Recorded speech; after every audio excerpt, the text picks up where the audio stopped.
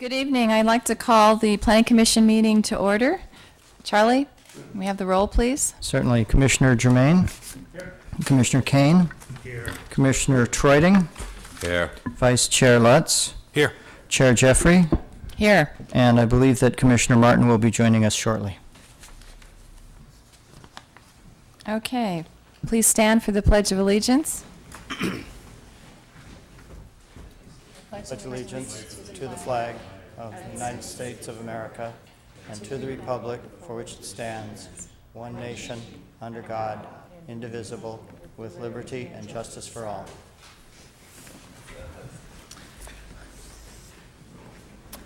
Are there any citizens to be heard on items not on tonight's agenda?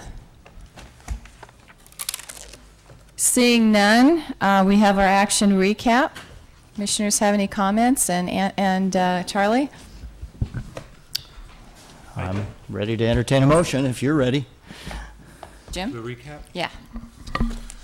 I apologize for being a little late. Probably can find a place to park. I'll move approval. What was that? I moved approval. Okay. Actually, I have a couple of corrections and additions. Let's see, on page 4 of the October 27th meeting, this is in regards to the Adeline Place project. In the last paragraph, there's one sentence that sort of summarizes my comments. And the reason I want to make this change is because I'm concerned about the Catalyst project and the lack of successful landscaping there. And I pointed out that on the west side of that building, the landscaping along that frontage is dead. And I had asked the applicant to work with Catalyst to try to get that space secured. So I'd like to insert some sentence that recognizes the request that identifies that landscaping is dead and requests that the applicant work with Catalyst to try to secure that strip and re-landscape it. And I also had some comments on page 27. This is in regards to the Oak Walk project, which has been appealed. The middle paragraph summarizes my comments. In the second to last line, part of my discussion was alternatives in how to preserve and restore the best of those existing buildings on the property, which isn't acknowledged there, and consolidating them where the 3 duplex buildings would sit, the 6 duplex units there. So I wanted to, in the third to last line, after the word why and before the word these, in the center of the sentence, insert why the best of these, so insert the words the best of these buildings are not salvageable, and then insert the sentence, they could be consolidated where the site, the 6 duplex units are now proposed, before the last sentence, which I actually believe captures more of what I discussed. Jim, just for clarification, it was page 7. I thought I heard you say page 27, but it's page 7 of the Correct. recap. I was reading the date there. I'm a little out of breath here.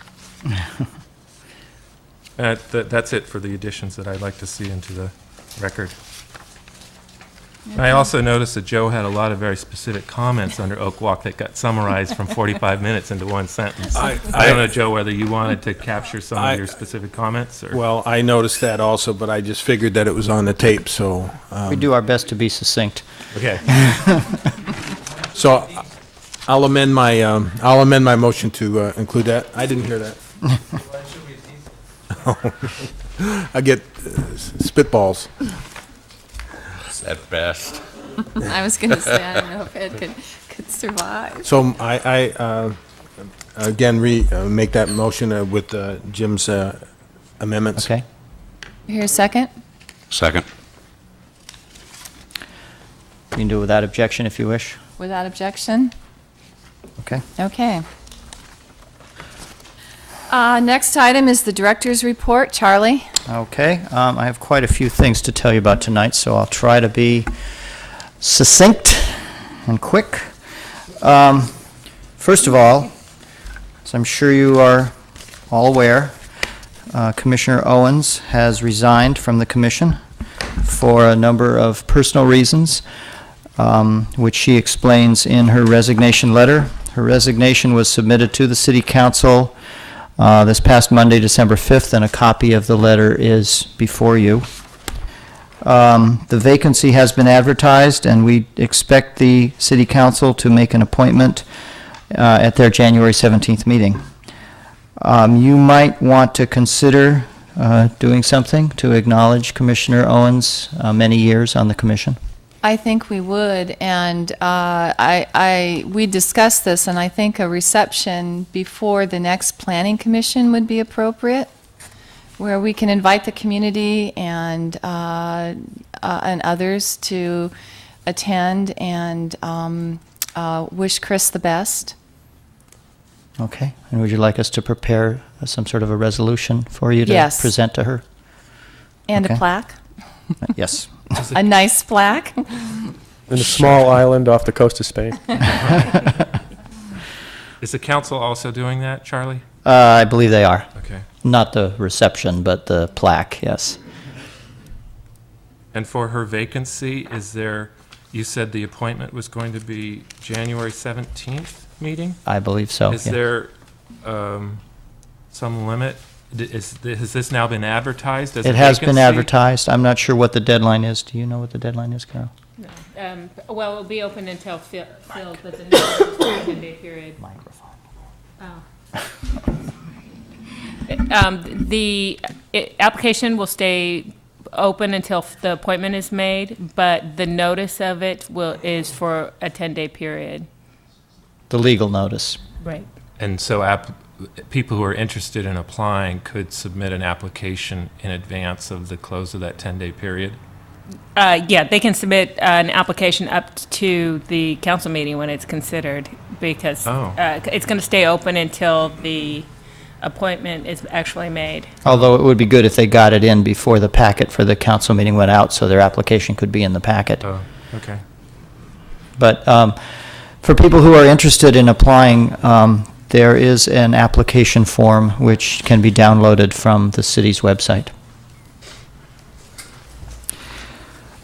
In other news, you probably also are aware that the Commission's approvals of both the Emery Station East project and the Oak Walk projects that you gave at your last meeting have been appealed to the City Council. At last Tuesday's meeting, the council set the hearing dates on both appeals for December 20th. Under the appeal procedure in the zoning ordinance, the Planning Commission is entitled to be represented at those hearings. So, Chair Jeffrey, you might want to consider either yourself or appointing someone to represent the commission at those appeal hearings. Okay. Council actions. The council has met 3 times since your last meeting on October 27th. First of all, as I'm sure you're all aware, we had a municipal election on November 8th. John Fricke is the new council member, and he was sworn in on Tuesday night. Also on Tuesday night, the council elected Ruth Atkin as the new mayor and Dick Cassis as the vice mayor. At the November 1st council meeting, backing up a little bit, the council held a study session and had a presentation of the students' plans from the UC Berkeley Urban Design Studio. The drawings are still up here in the link where they've been for the past 6 weeks. They were supposed to come down on yesterday, but our intern was sick yesterday, so they're coming down tomorrow instead. And they will be returned to the students. We also, so if you haven't looked at them yet, this is your last chance. However, we also have received all the drawings on a CD, and we're putting together a booklet, an 11 by 17 color booklet, with all these drawings in them and some text explaining what it all is. And we'll provide copies of that booklet to the commissioners and council members and general plan update steering committee members and staff. It will also be available on our website to download. Also on November 1st, the redevelopment agency had a presentation and accepted the schematic drawings for the Doyle Hollis Park on the Dutro site. They did make one change to that plan, which was to eliminate the parking on the park side of both 61st and 62nd Streets and move the parking and have only parking on the opposite side of the street, angle parking, which will make the park a little bit wider. They also had a discussion of the parking operations at the Glass House project, which of course is before you tonight. On November 15th, there was a reception excuse me, before the council meeting for outgoing council member Gary Caffey, and he was presented with a plaque at the council meeting that night. There were no particular planning-related items on the November 15th meeting. On December 6th, which was just the day before yesterday, of course, in addition to swearing in the new council member and electing the mayor and vice mayor, they considered a proposal for the Transit Center project. This plan includes 160 residential units, 15,000 square feet of commercial space, and 7 levels of parking, of which 1 level would be below grade, with about 730 spaces. It includes a condominium tower that would be approximately 230 feet tall. The council was asked to approve this scheme in concept as being consistent with the exclusive negotiating agreement with Wareham, so that it could be submitted to you for a planning application for processing for the PUD and for environmental review. However, the council was not ready to approve the concept on Tuesday, and they held it over to January, where they will have a study session on it. I think that's at the January 17th council meeting.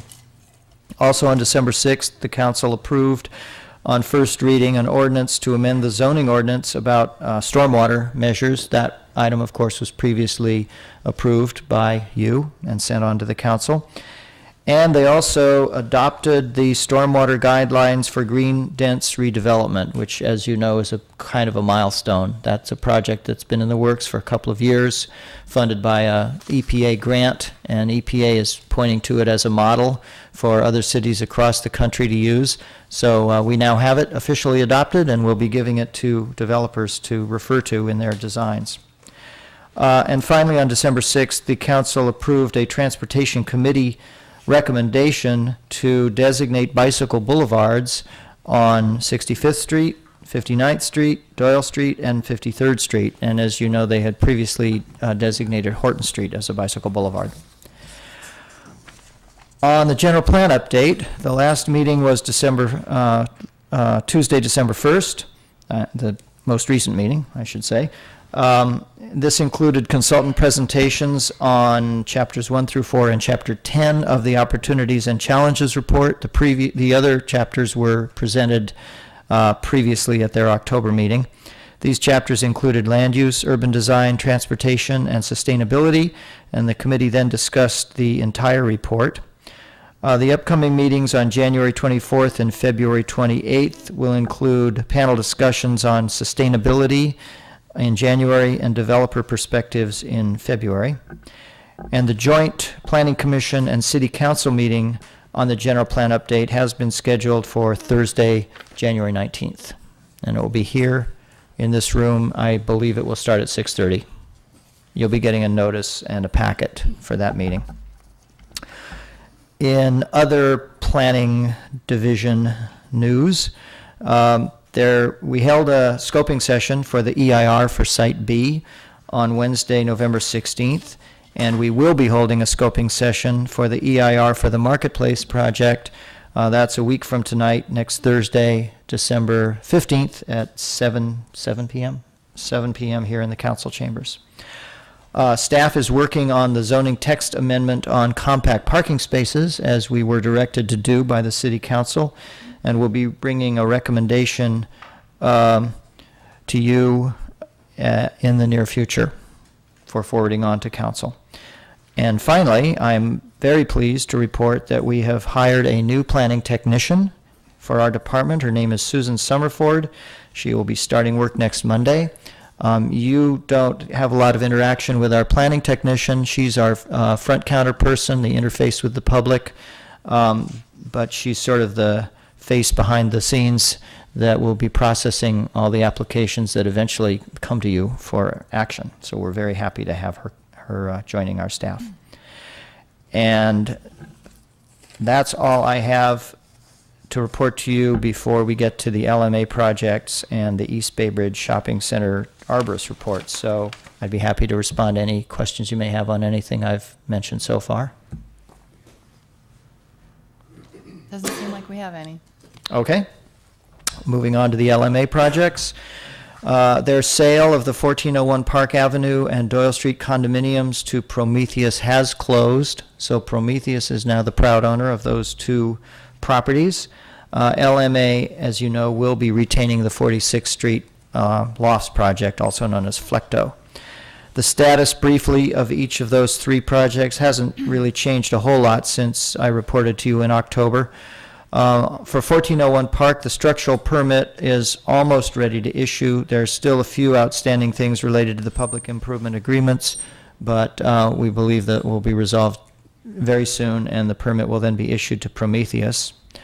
On the Doyle Street condominiums, the building permit application was submitted in September by LMA. It's currently under review, and when it's ready to be issued, that permit will be issued to Prometheus. And on the 46th Street loft, the interior demolition work appears to be complete, and planning staff has signed off on the foundation permit. The permit is still awaiting signatures from Public Works and the building division before it's issued.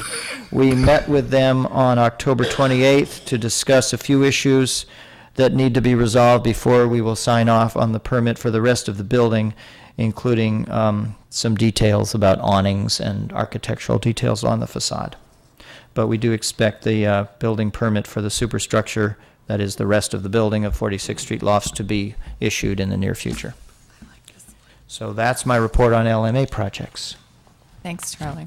I have a question. Charlie, on 46th, what's your feeling? Is that going to go ahead as projected now with all of the, or are we going to be dragging out on that a little bit? Well, let me go get my crystal ball. Given LMA's history, it's hard to say. They appear to be moving forward in a diligent fashion at this point. They have, as I said, appear to have completed all the interior demolition work. The exterior walls are being held up by those, what are they called? Those braces? Yeah. And they have posted a bond or given us a deposit towards the removal of those if they don't pursue the project within a certain period of time. So we'll definitely be doing that if nothing happens. But actually, in fairness to them, I should say that their foundation permit actually hasn't been issued yet, so they can't really proceed with that at this point. But as soon as Public Works and the building division sign it off, it'll be issued, and I'm assuming they will proceed with due diligence on those on the foundation.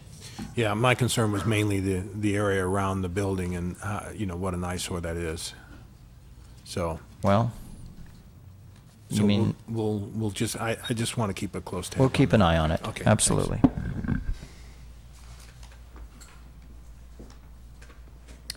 Okay. Your arborist report? Yeah. I don't have much to tell you on this. You have a copy of it that was provided to you previously. We've also provided you a copy of a letter. It's on the dais in front of you.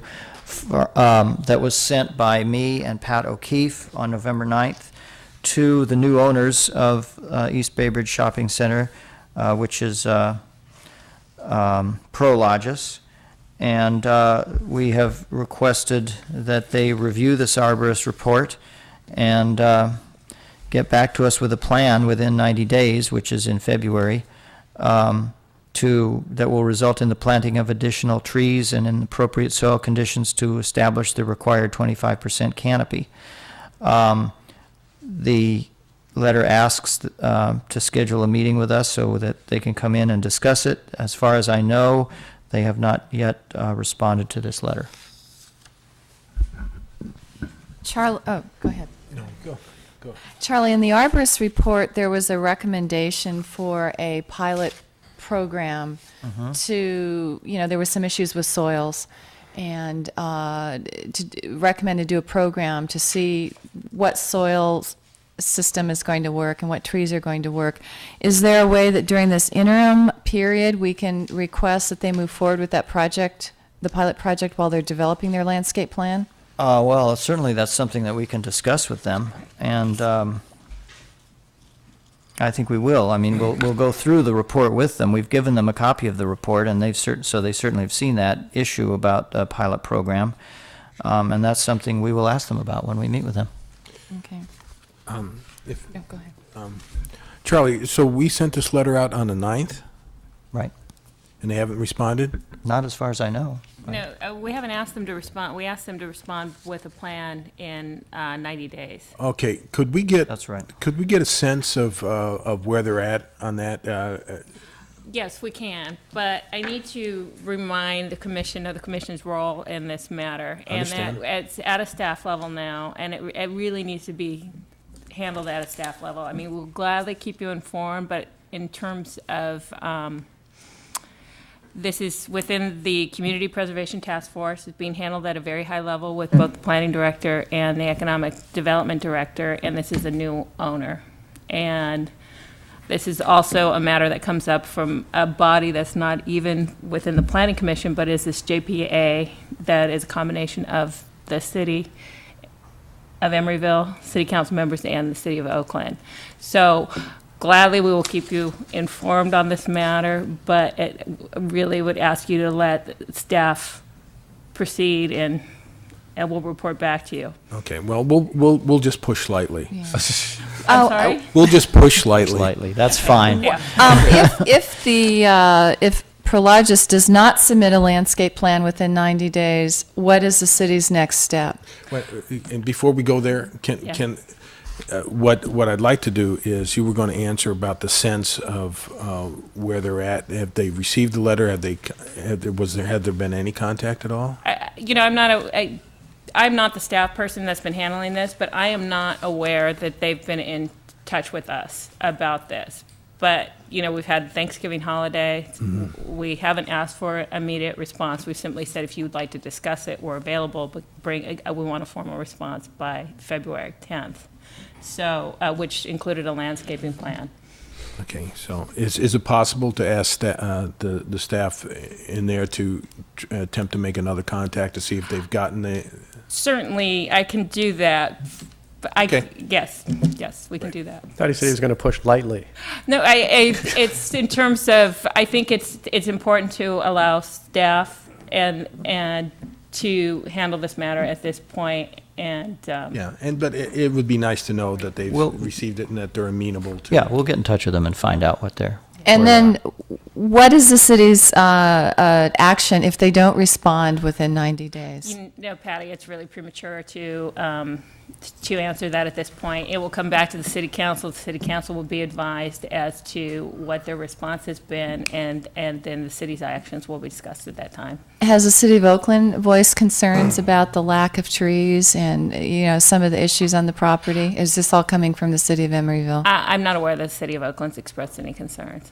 Is anyone from the city of Emeryville coordinating with the city of Oakland over the issue? I have no knowledge of that. That seems, especially if it's a joint responsibility for that area, it seems appropriate to at least make that contact. I think if at the point where if there's further resistance. Action, yes, resistance and further actions needed at the council level, then the JPA will be a meeting of the JPA will be noticed. And is your sense that this is a priority of the council now? I mean, this has been going on for a year or two, at least, that we've heard of it. Well, I think it's been brought to the city. Certainly, I don't think that you would have two department heads, contacting a brand new property owner if it weren't a priority. Okay. So. And what we'd heard previously, that part of the reason the city wasn't pushing it, there were plans to redevelop the whole area, that it didn't make sense to request a redo of the landscaping because the whole center was going to be redone. And I'm a little surprised to hear now that it's simply been sold to another owner. Do you have any information on that history? No, I think that there have been some there were discussions with Catellus about intensifying the uses Right. at that center. What Prologis's plans are, I'm not aware of, and I suspect that that will be part of this discussion. Good. Right. Thanks. Okay, Carol. we'll back off now. Carol? Okay, but I won't back off. My name is Brian Downey. I'm here to talk about this subject. This isn't a public hearing, Well- Brian. Well, I was Chair asked, Jeffrey? Agendize. Okay, Brian, sorry, please, I go was, ahead. that citizens be heard, I didn't stand up because this item's on the agenda. Okay, Okay, I, sorry to disagree with the Assistant City Attorney. I believe that this issue is not premature, it's post-mature.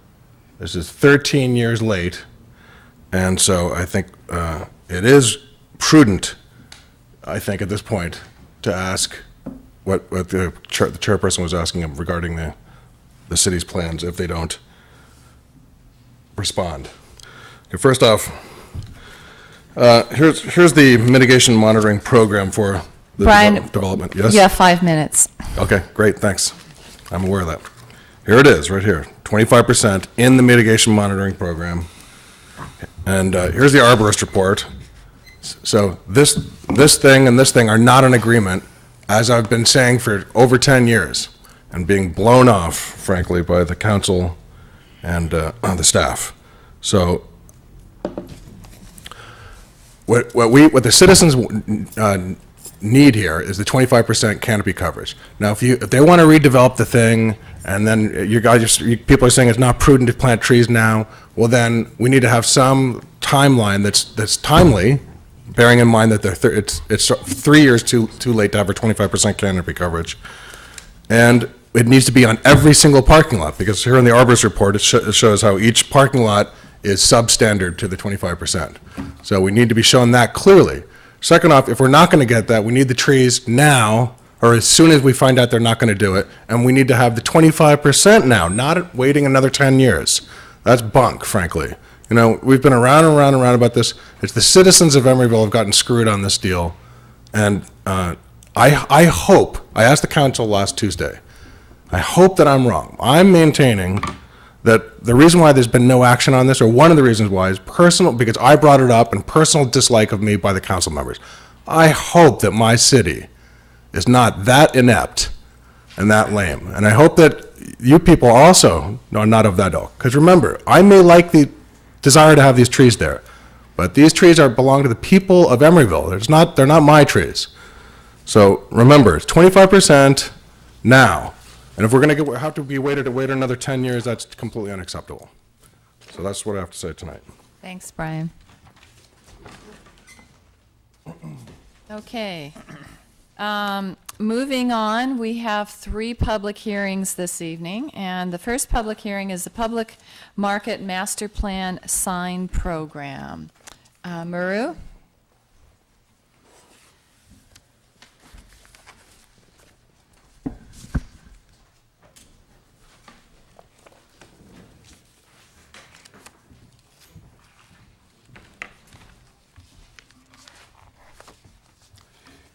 Good evening, Chair Jeffrey and members of the Commission. Before I begin, I just want to make sure that you have on your dais page 2 of the staff report. Sometimes our photocopy machine is a little bit temperamental, so if you don't, then I do have extra copies here, but you should have that. So there's the background information. This is a major design review for a master sign program. As you know, the Emery Bay Marketplace was developed over the last about 15 years ago, and over the years, all the signage of individual outlets have been approved on a case-by-case basis. TMG Partners, which is the current owner, now wishes to upgrade all signage at the marketplace in a more systematic way in order to improve both the functionality as well as the aesthetic quality of their property. Towards this end, they have submitted a master sign program.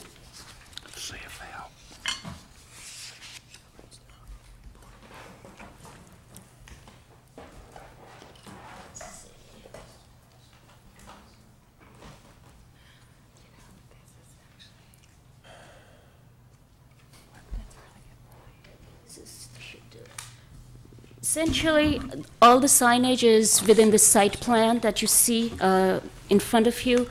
And the signage are divided into three main groups. One is the project identity signage, the other is the marketplace tower identity signage, and the third is tenant signage. Some of the signs are going to be replaced, and some new ones are going to be added. There's a table on page 3 which sort of clearly delineates which ones are going to be added and which ones are going to be replaced, and the number count. This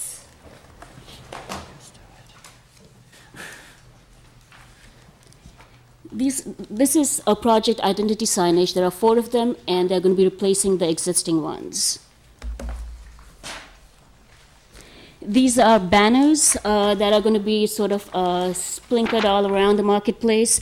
At this time, I don't have the exact number and location, but I believe the applicant is here with a site plan showing the exact number as well as where, how many, the number as well as the location. There are certain traffic directional signage. There are 2 of these. One is replacing existing, and one is a new one. This is the public market identity sign, which you can see. It's kind of quite a neat-looking sign, in my opinion. It's going to replace the existing one, and there's going to be a new directory sign, which you see right here. It'll sort of outline all the various cuisines that are available at the public market.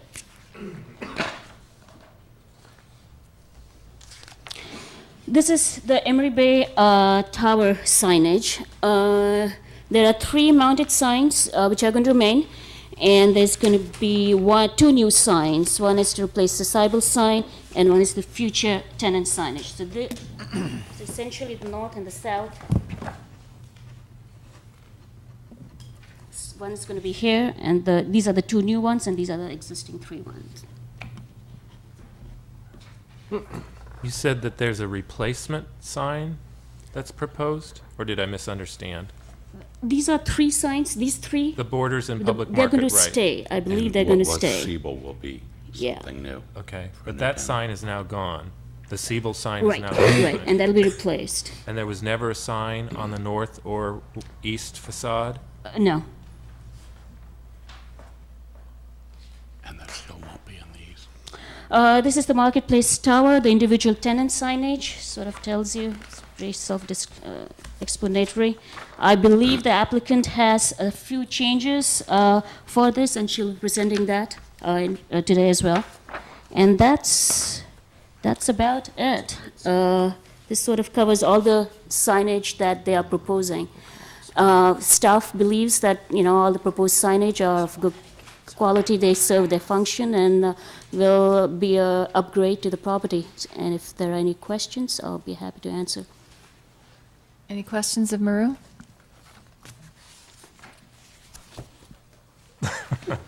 I'll ask the applicant. Thanks, Maru. Good evening. You've probably noticed the public market and the tower have been recently painted. We've changed the landscaping at the Emeryville Market. Oh, I should say I'm Denise Pinkston with TMG Partners, for the record. As a part of that upgrade to the facility, we would like to re-energize the site with new signage. We have already, on a case-by-case basis, received approvals for some of the signs that are in this sign package. If you've seen the tower lately, you'll notice that those are all new signs. The building address sign is going on today or tomorrow. The Pete signs, which were recently approved, have been installed. So we've already begun taking steps to implement this, but it made sense to us to communicate clearly to the city what our design intent was for the overall package.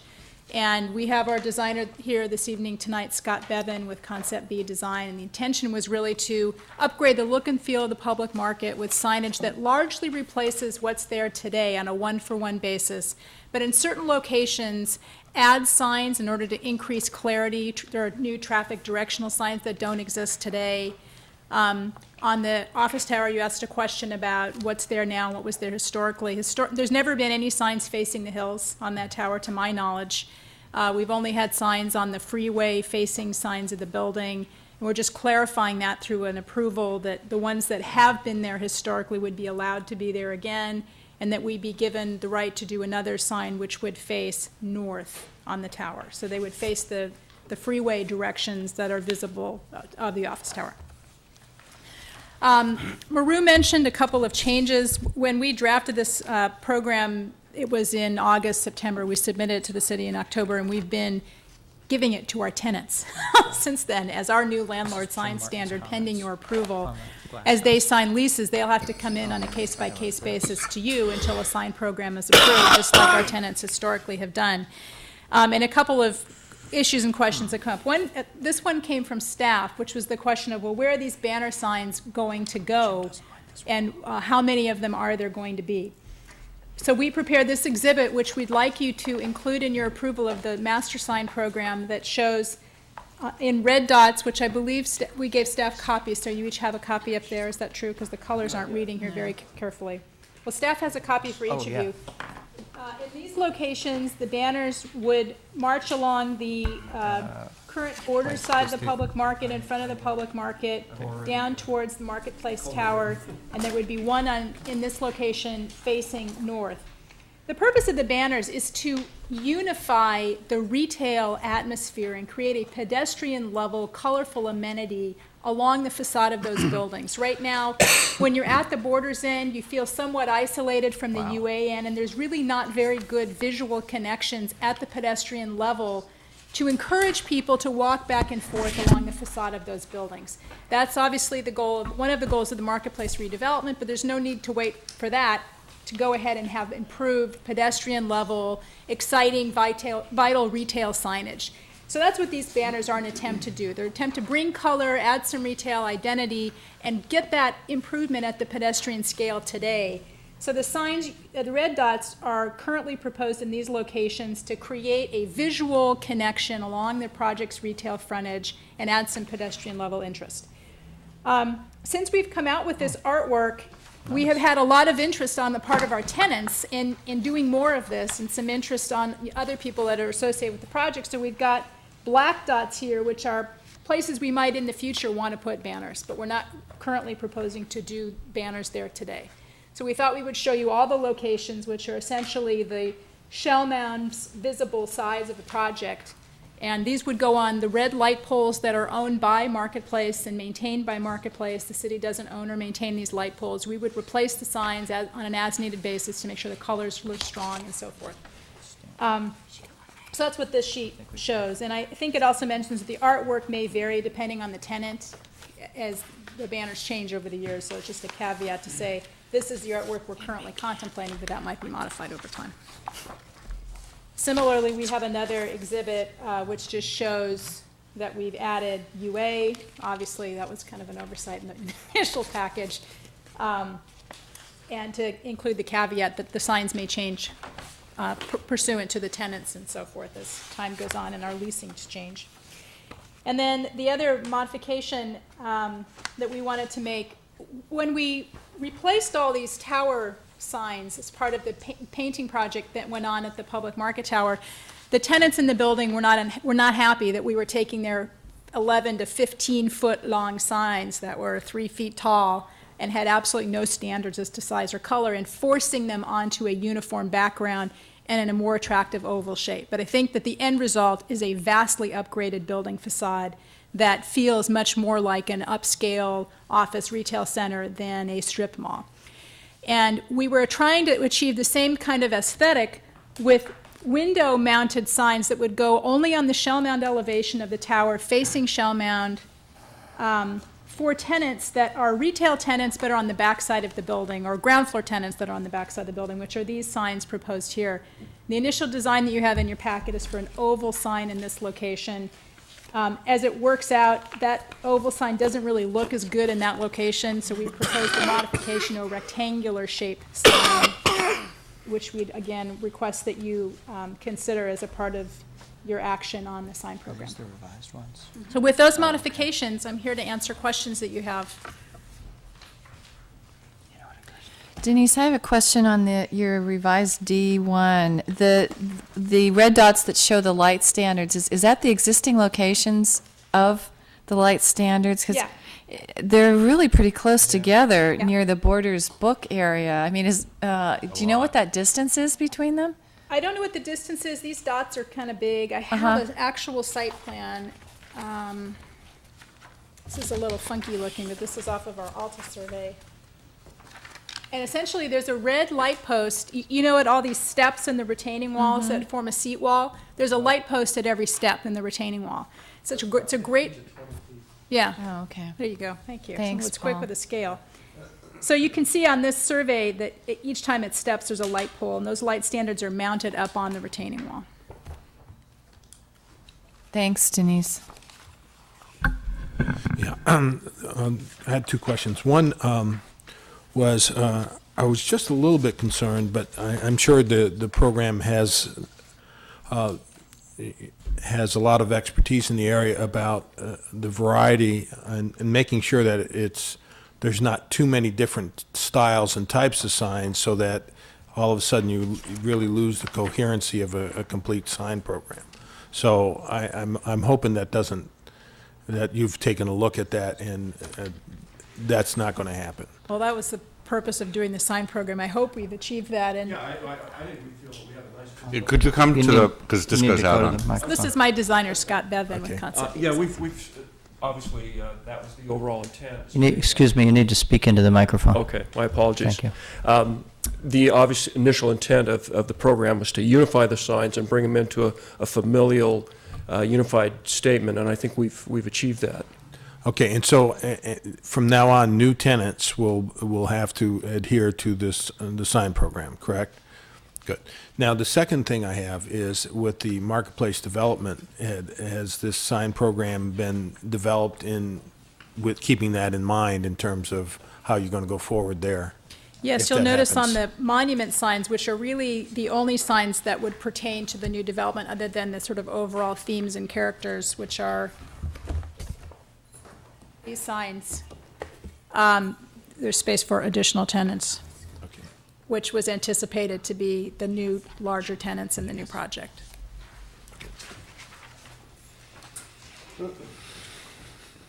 Tim?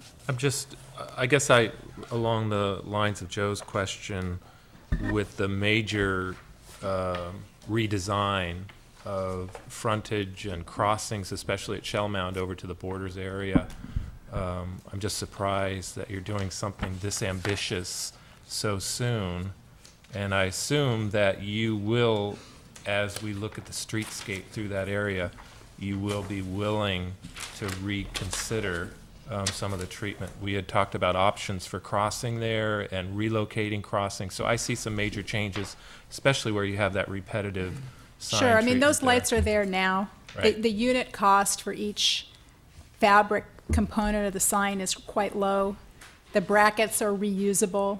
So This is short-term additional it's a short-term advertising. additional thing. We think what we want to do in our current leasing is to upgrade the quality of all of the retail tenants at Marketplace. Mm-hmm. It's very difficult to approach a tenant who's touring a space today and say, gee, in a couple of years, this place is going to look really great. Right. But today, you're right, we could use some improvement. So this is really an attempt to immediately upgrade the look, feel, and quality of the center so that as spaces become available, we're able to get the kind of quality tenants we would like to have and then continue that into the new project. If we didn't do a lot of this work now, I think this helps us in our leasing and overall management activities currently at the center, which ultimately will encourage and support the redevelopment.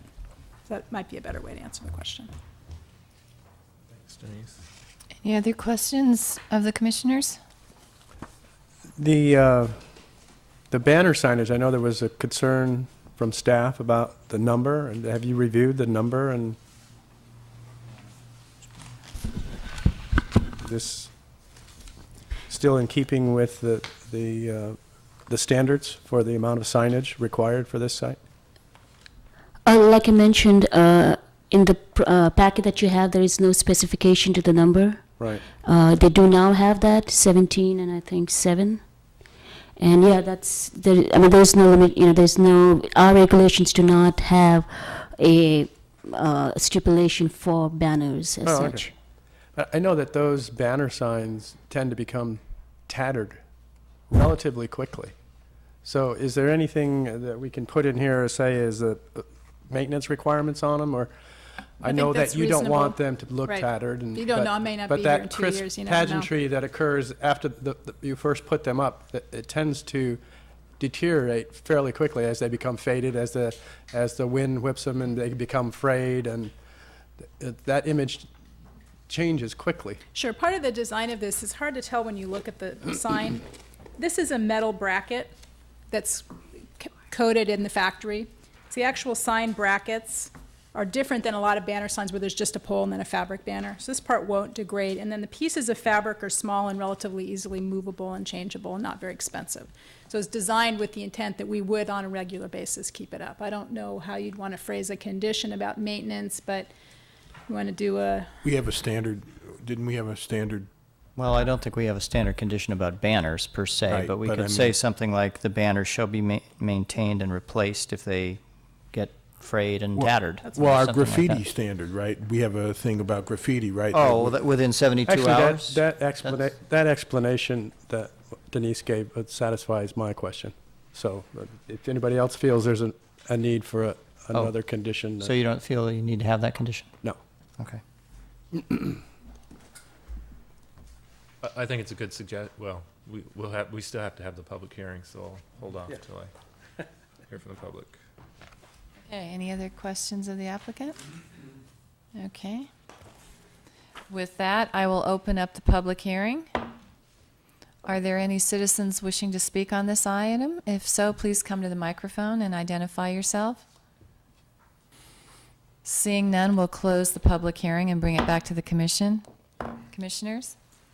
The first thing is a question. I actually spoke to the president of the Homeowners Association for the terraces this evening on this project, and she did not receive notice of this application. And I'm wondering if that's required for an application like this? Notification requirements say that if over 1,000, I think, would be notified, that substitute notification can be done. And because this project is in proximity to Emery Bay Club and Apartments, Pacific Park Plaza, and the terraces, all of which are condominiums, which collectively have more than 1,000 units, we did not notify the individual property owners. I think with regard to my comments, I don't have a problem with your ground level improvements. I think they look attractive. My sense is that whole strip along Shell Mound in the southeast corner of the main building complex is going to be completely redesigned. I think you have too many banners through that stretch for it ultimately to look good. I think it'll be distracting as you go through there, but short term until that area redevelops, I don't have a problem with it short term. My main concern is the illuminated signage at the top of the building, and the fact that I know in particular that Terraces has been very involved with you in where your future development is headed and what that's going to look like. And there's been a lot of concern expressed about views, protecting views, and the changes to the view shed. So I wouldn't support, as part of this sign program, changes to the illuminated signage at the top of your tower. And I'd like to suggest that that be removed and reconsidered when we look at the entire redesign of the parking lots there. You have the public market illuminated sign and the Borders illuminated sign on the freeway frontage. And I don't think it's appropriate to add more illuminated signage without some input and notice of that input to the surrounding community. And I understand that there's complications in how to achieve that, but I think people will attend the future development, redevelopment hearings on this particular site, and at that point we would get input. And I'd like to suggest that we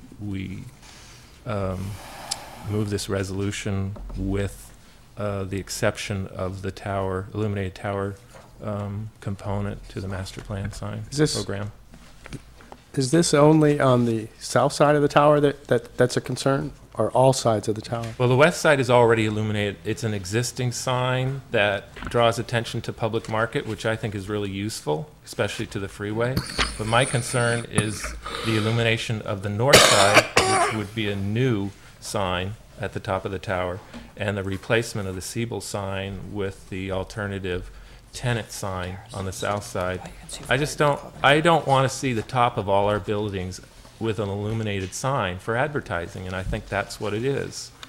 And, you know, we haven't heard from the public that has been very involved in what's happening with your property. And without that input, I don't think it's appropriate to approve this component of the master plan. Other commissioners? I sort of agree with Jim on this. I think we need to have the input of the people affected. I'm sure there are something can be worked out, but it's really important that they be there. My thought, anyway. On the design conditions, if I can go on to the condition of approval.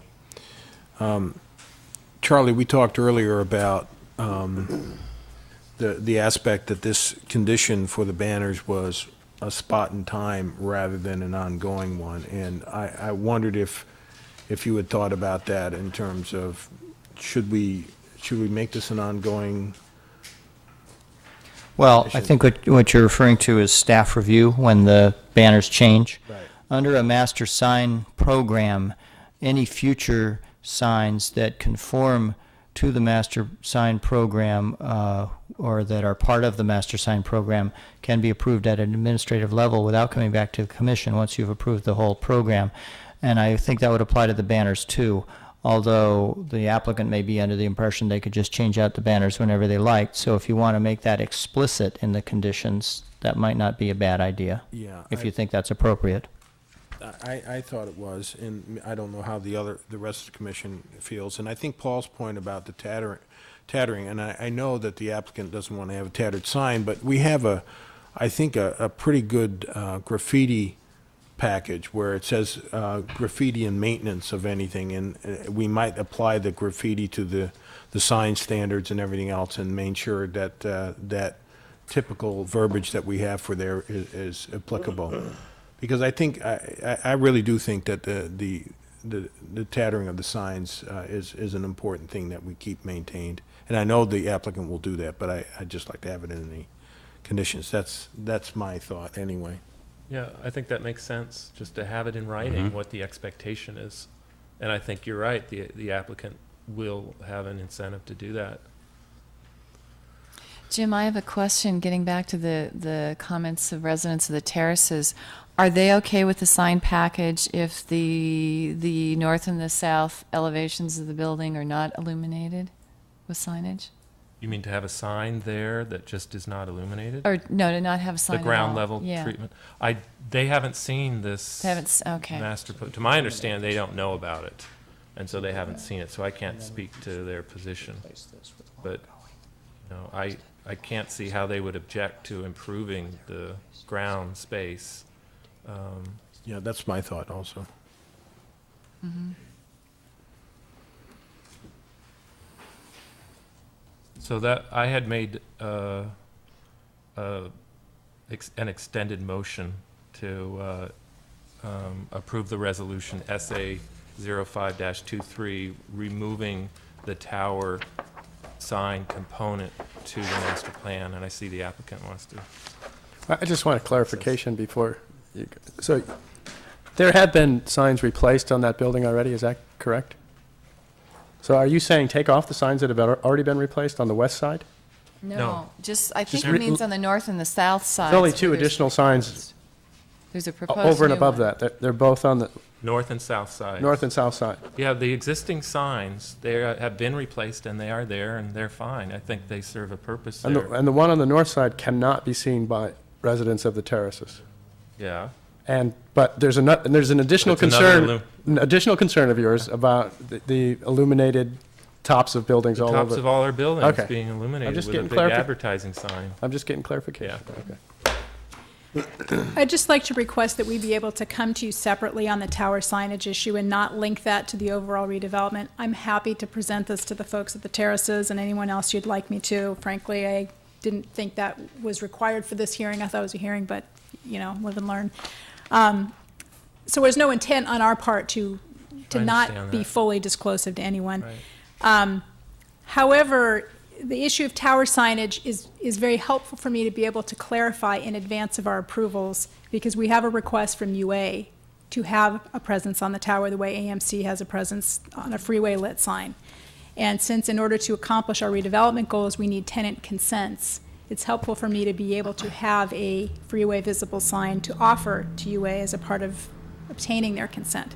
So I think it's fine for me to come back to you at another hearing. I just don't want to have to wait a year. So if we can come back after we've had a chance to talk to the neighbors, that the sign that's proposed in here is similar in size, color, and every other respect to the existing signs that are on the building and to the Siebel sign that was on the building for many, many years and was only taken down from the building when that tenant left, so it didn't make sense to have their sign on the building anymore. We could have left that sign there and changed it, but we didn't. We took it down. So in respect to that sign, we're not really changing much. It hasn't historically been there. Nevertheless, I respect your concern that people have the opportunity to speak and comment about freeway visible lit signage in general. So if that's all right with you, that we just come back at some later date after there's been more public discussion of this issue, I would appreciate that additional assistance to me. Does staff have any suggestion on how to handle a partial noticing like that, if this is to be reconsidered before the major I application? think we would just take that as a separate sign application. I think that'd be the easiest way to do it. Just take it out of the master sign program and, treat it as a separate sign application. And we'll do a notification on that one, even if it is over. A selected notification. Excuse me? A selected notification, not to the 1,000. I'm not expecting you Well, to notice 1,000 people in the surrounding area. I don't think we can do that. Yeah. If we notify anybody, we got to notify everybody. But Charlie, couldn't this also come back as an amendment to the master sign program too? Should be. Oh, okay. All right. That'd be fine. That'd be That's great. fine. Okay, I'm thank you. open to that. I second the motion. Who did? Oh, Murray? Murray seconded. And with those changes that noted in the conditions. Yeah, so And that and the was, changes relative to the banners. Right. so that was Commissioner Martin and Commissioner Kane, Yes. correct? Okay, so just to summarize for my own clarity here, we are, you are voting on a motion to approve the master sign program with the tower signs not included at this time, to come back to you later, re-noticed. Staff will review the banners when they are changed out, or any change out of the banners will require staff review and approval, and the banners will be maintained and replaced if they become frayed or tattered. And Charlie, what I was getting at, and maybe this is overkill, but the graffiti, we're putting up banner holders and everything else could easily be tagged. So why not just apply the graffiti? Oh, you mean just add the graffiti, standard graffiti condition? Oh. That's what I'm thinking. Oh, I see. Okay. I don't know if that's applicable, but it seems like something that might work. We can add it too. All right. Fine with Okay. me. Okay. Ready? Yeah. Commissioner Germain? Yes. Commissioner Kane? Aye. Commissioner Martin? Aye. Commissioner Troiting? Aye. Vice Chair Lutz? Aye. Chair Jeffrey? Aye. 6 ayes. The application is approved with conditions as amended. Okay, our second public hearing this evening is the Pixar parking variance. Maru, is this yours as well? I need to recuse myself for a potential conflict of interest. Okay. You go to their movies? Other movies. AMC, though.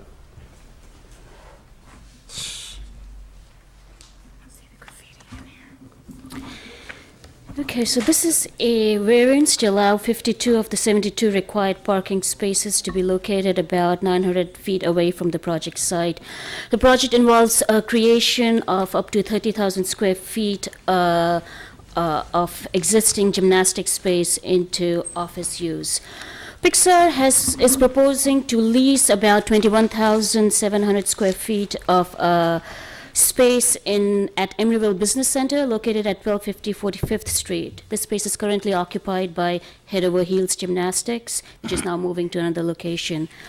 The project is going to involve internal renovation of the space to office use, and it will also include extension of the mezzanine floor to create up to approximately 8,200 square feet. So that would bring the total leased area up to 30,000 square feet. There are no external changes proposed except for replacing a roll-up door with a glass door. In terms of use, this property lies in the mixed-use zoning district, which allows a variety of commercial and residential uses, all of which require a use permit. In August of '89, a master use permit for this facility was issued that allowed a number of uses that included administrative and business offices.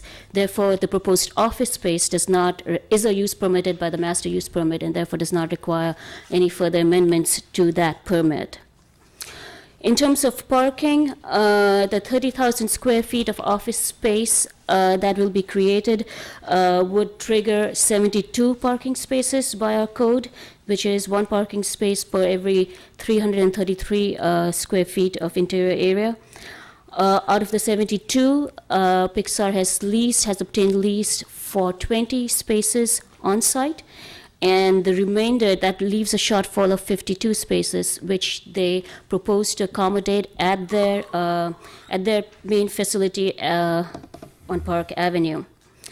The parking lot at the Pixar facility has a surplus of 8 spaces, 8 non-tandem spaces which would be used, and the remainder 45 will be provided via a tandem valet-served parking spaces. The valet system will be operated by a full-time parking attendant, so in order to make sure that the Pixar employees are able to park without too much of a problem. In granting such a variance, the Commission has to make 2 main findings. One is that the variance will be an incentive to and a benefit for non-residential development, and that the variance will facilitate access to the non-residential development by patrons of public transit facilities. As explained in the staff report, staff believes that these findings can be made. With that, we recommend approval, and if there are any further questions, I'd be happy to answer it. Any questions?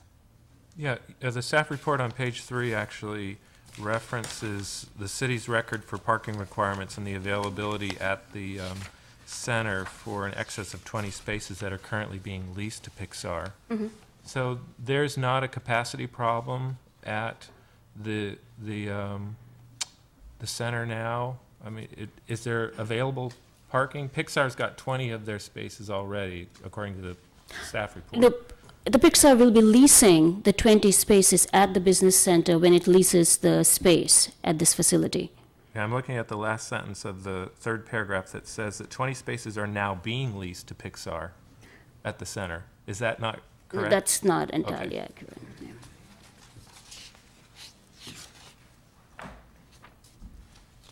Any other questions of Maru? I may have some questions of the applicant. Okay, thanks. Does the applicant wish to speak? Thanks, Craig. Good evening, Commissioners. My name is Craig Payne. I'm here on behalf of Pixar. First of all, I'd like to thank Charlie and Maru for their hard work, and I think they did a great job, so I hope you agree with their recommendation to approve this application. Pixar is excited to continue to grow in Emeryville, and this interim space will help us to do so. I think Maru has done a great job in presenting the application this evening, and I'm here to respond to any questions you might have. So I thank you in advance for your consideration. Okay, I got a couple. Yeah, you say this is an interim space. How long do you think this is going to be in interim status? We have signed a 5-year lease with the ability to, with options to extend that. Okay. What are the hours of the valet going to be? The program actually that we're going to be using is not, it's actually not, it's fairly straightforward. It's a self-parking solution. So essentially people will park their cars, and it's only when there's this additional 44 spaces that are required that the valet assist will kind of kick in. So we'll have somebody available full-time to do that, to actually park the cars for people once once the lot is full. Okay, so now I'm a little more confused. Oh, sorry. But, so there's going to be a determination that there's going to be people on site, so as soon as they see the lot is full, then you're going to institute this valet parking? Correct. And is this going to be a 24-hour, 7x24 situation, or how is that? Well, gonna we work? don't anticipate that we'd need 24/7 because it's only really going to be at peak times when we would require the valet. Okay, and when assist. are those peak times? Those would probably be between, we anticipate 9 and 3. Yeah, okay. Something like that. Yeah, that sounds reasonable. That's all I have. I'm sorry. Yeah. I have one other question. So, I apologize. So, this is going to be, you would expect the folks to park in your lot and then travel down the campus down to the other site for work. They would walk through the campus. Correct. Okay, thank you. Do you have a copy of the site plan that shows your valet parking arrangement you could put on the overhead there? And if you could, on the lower, there you go, focus in a little bit to the valet area. So basically what you're doing is trying to double up on some of these spaces where you need the additional parking. And if you look at this layout for the parking lot, we just had earlier this evening a discussion about a large parking lot south of us and the inadequate landscaping in that parking lot. When I look at this valet arrangement and think about 5 years, 10 years, can you explain to me how you're going to treat the existing landscaping in this valet arrangement? Are we eliminating the landscaping along those 2 or 3 sets of rows there, which is shown in the plan here? Actually, we're not modifying any of the existing landscaping. It will all remain. So you just didn't show it on the site. I apologize. Graphically, I can understand why you're asking that question now that I look at it. It was a combination of different drawings, but the landscaping will not be modified at all. I just didn't know whether to fit the cars in there, you had to actually eliminate the planting. We area. don't actually. Because I would not like that. I agree. We wouldn't butcher our parking lot for that reason. And do you have existing lease space in the center? Or this is the first time you've crossed over? We do have lease space already in the there. center, yes. Okay. And that includes some parking within the center's parking area? Correct. So you do have some lease space in the parking lot there? We do have some lease space in the parking lot, that's correct. But it doesn't include the 20 spaces that are coming with this suite. Okay. And are you planning to consolidate? I'm just curious how much more you intend to expand, temporary or otherwise, into the center as part of your needs and future needs. Well, do you have any idea about the good that? news is we're growing. We're continuing to evaluate our, the plans for the main site. But in the meantime, this has been a good solution for us. Okay. So this is sort of my sense. This is a temporary arrangement until you go forward with your phase 2 of the master plan. Correct. It's an interim space during the build out of our and when master that build plan. out happens, where do you intend to accommodate? We're now concentrating even more parking in the parking lot that eventually is going to be displaced when that converts to another use as part of the master plan. So we're then looking at an off-site solution eventually for most likely, right. At that time, the city requires, as part of our conditions of approval, to provide a very detailed parking plan, which has to have sign off by the city. Right. So once we know what the full scope of that project is, we'll identify that plan. Okay. I think that's it for my questions. Craig, just wanted to confirm, too, that Pixar will continue to provide, supplemental types of bus passes and things for workers at Pixar. I know you have a pretty good program, but you'll continue that as your employees increase so that those that can will ride transit. Absolutely. Yeah, we have a really good commute program. Actually, I have one other question before the Okay. public hearing. What's happening to Head Over Heels? Do you know where they're going? I don't know. I understand the landlord is trying to relocate them within Emeryville, though. So their lease is just up. Correct, yes. Okay, any more questions of the applicant? Thanks, Craig. Thank you. With that, I will open up the public hearing. Any citizens wishing to comment on this item, please come forward to the microphone and identify yourself. Seeing none, I'll close the public hearing. Commissioners? Move approval. Second. Yes, go ahead, Mayor. I forgot to mention that you also have a revised resolution and conditions of approval. These have been revised just to accommodate minor modifications. There's nothing major in there, but it is a revised resolution, and that's what you would be approving, along with the conditions of approval. Yeah, I believe these were just taking out some of the project-related things that pertain to the improvements, and this is just specifically for the parking variance itself. That is correct. Second. And the motion was by who? Commissioner Lutz, seconded by Commissioner Kane, to approve the revised resolution and conditions. Commissioner Germain? Oh, sorry. Commissioner Kane? Aye. Commissioner Martin? I appreciate that the landscaping is actually going to stay, but I'm going to vote no on this. Commissioner Troiting? Aye. Vice Chair Lutz? Aye. And Chair Jeffrey. Aye. 4 ayes, 1 no. The application is approved. Okay. Our next and final public hearing is the Glass House Mixed-Use Project on 65th Street between Hollis and Doyle. Maru? And I actually have to recuse myself because I'm within 500 feet, but I will be commenting on the project.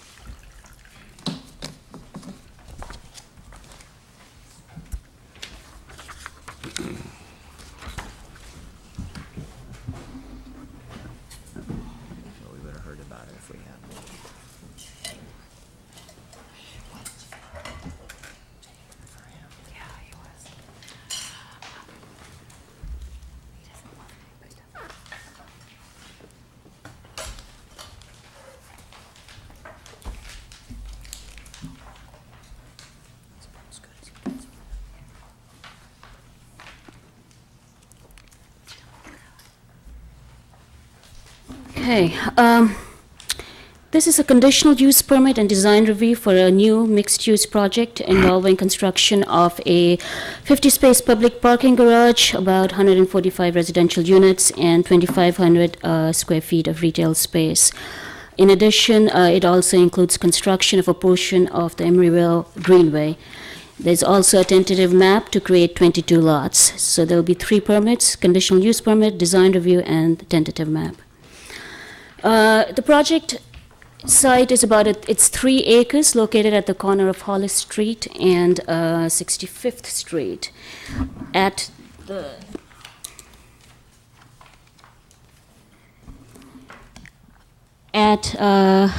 This is the site plan for the project, and the 50-space public garage will be right here along Hollis and 65th Street. There'll be 2 vehicular entrances, one on 65th Street and the other on Hollis Street. This will be 50-space parking. It'll be either be operated by the city, or it may be also operated by a commercial operator. The details for that has not been worked out at this time.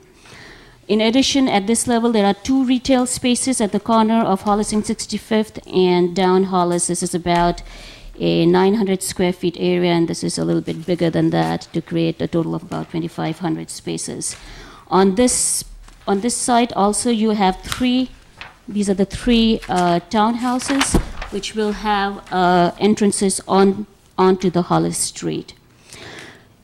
There'll be parking on top. It's a podium. There'll be 2 levels of parking, one on the ground and one additional level of parking, which will accommodate residential parking spaces for the townhouses as well as guest spaces. There are about 3 units, like I mentioned, below the podium, and 62 units above the podium. The height of the structure at this level is about 50 feet, accommodating 2 levels of parking, like I mentioned, and 3 levels of residential floors. The site, as you move towards the east, accommodates about 80 townhouse-style units, as you can see, and these have about a height of just 30 feet. Okay. In terms of residential unit mix, like I mentioned, there are 145 residential units, and they are accommodated in 11 residential townhouse buildings. These are the 11 right here. So in addition to the units on the podium, which are 62 plus 3, you have that gives you 80 townhouses along here. There are about 18 facing here along 65th Street. 9 facing the Greenway, 17 facing Peabody Lane, and there are about, I think, 16 internal townhouses. In terms of unit count, 23 units are studios or 1 bedroom, and 122 units are 2 bedrooms or more. Out of the 122 units, 47 units have an extra room which can be used either as an office space or as in bedrooms. So about a third of the total townhouse, a little less than a third of the total number of units can accommodate 3 bedrooms. In terms of size, the smallest studio apartment is about 521 square feet. A 1-bedroom apartment averages around 675 square feet. The bigger ones range from 1,000 to the largest is about 1,300 square feet. In terms of use, this property lies in the IL Industrial District, where multifamily residential use is allowed and requires a conditional use permit. The public parking service is also an allowed use subject to a conditional use permit. In terms of density, the zoning district allows 45 units per acre by right, which can be increased to 60 with a conditional use permit, and that can be increased to 75 units per acre when you add in the 25% density bonus for affordable housing. The proposed density is 47 units per acre, which is exactly the same as the Oliver Lofts. And for reference, the courtyards have been built at 64 units per acre, and Liquid Sugar is 42 units per acre. The height, like I mentioned, the allowed height is 40 feet by right, which can be increased to 55 feet. Most of the site, except for a small portion here, lie in that height district. The portion facing the Greenway are in the 30-feet district, and the proposal complies with that. Like I mentioned, it's only the podium building, which is about approximately 50 feet high, and the rest of the townhouses are in the range of 30 feet. In terms of parking, the project does park itself completely. About 103 spaces are provided on the podium, and that includes the 30 guest spaces that are required. In addition, about 4 guest spaces are also accommodated along the grade. I think it's 1, 2, and a couple of more. There are 2 more in there. The rest of the parking that is required is accommodated within the townhouses in either a single-car garage or 2-car garages. In terms of affordable housing unit, it is required that 20% be affordable. So that will put 29 units as affordable units. The applicant has not yet determined which units will be designated, and that will be determined as part of the affordable agreement that the City Council will approve prior to the issuance of building permit. In terms of design, I'm going to simply go through the elevations, and I'll leave the architect to sort of explain it in detail. He'll probably do a better job than I ever can. This is the Hollis Street elevation. This is the 65th Street elevation. This is the Peabody Lane elevation. And this is sort of a cross-section, just giving you an idea of how the project lies. I forgot to mention that a community room has also been provided. If you recall, at a study session earlier in the year, the community room was located here, and the commission expressed the desire that it be relocated so that it's near the greenway. At the moment, the community room that has been proposed is right here. It's at the ground level, and there's a townhouse on top of it. At the back of the space is a parking garage to accommodate the unit on top. Okay. Like I'd mentioned, one of the permits in front of you is the tentative map. For the record, I like to state that any reference, either in the staff report or the condition of approval where it says vesting tentative map, should read tentative map. So I'll be making that global change. And on the map itself. And on the map. Strike the word vesting. The map Strike the word, I'm sorry. vesting. Strike the word vesting. The map, incidentally, was inadvertently omitted from your packets, but it is in front of you on the dais. So the map involves creation of 22 parcels. Parcel 1, or Lot 1, will accommodate the mixed-use building, and the units labeled 2 to 11 will accommodate the 11 townhouses, and parcels labeled A to J for access and open space. The project will have to comply with the C3 requirements, and the applicant has been diligently working with staff on making this happen. I believe they might have a proposal or a plan today as well. So we can take a look at it when they present it.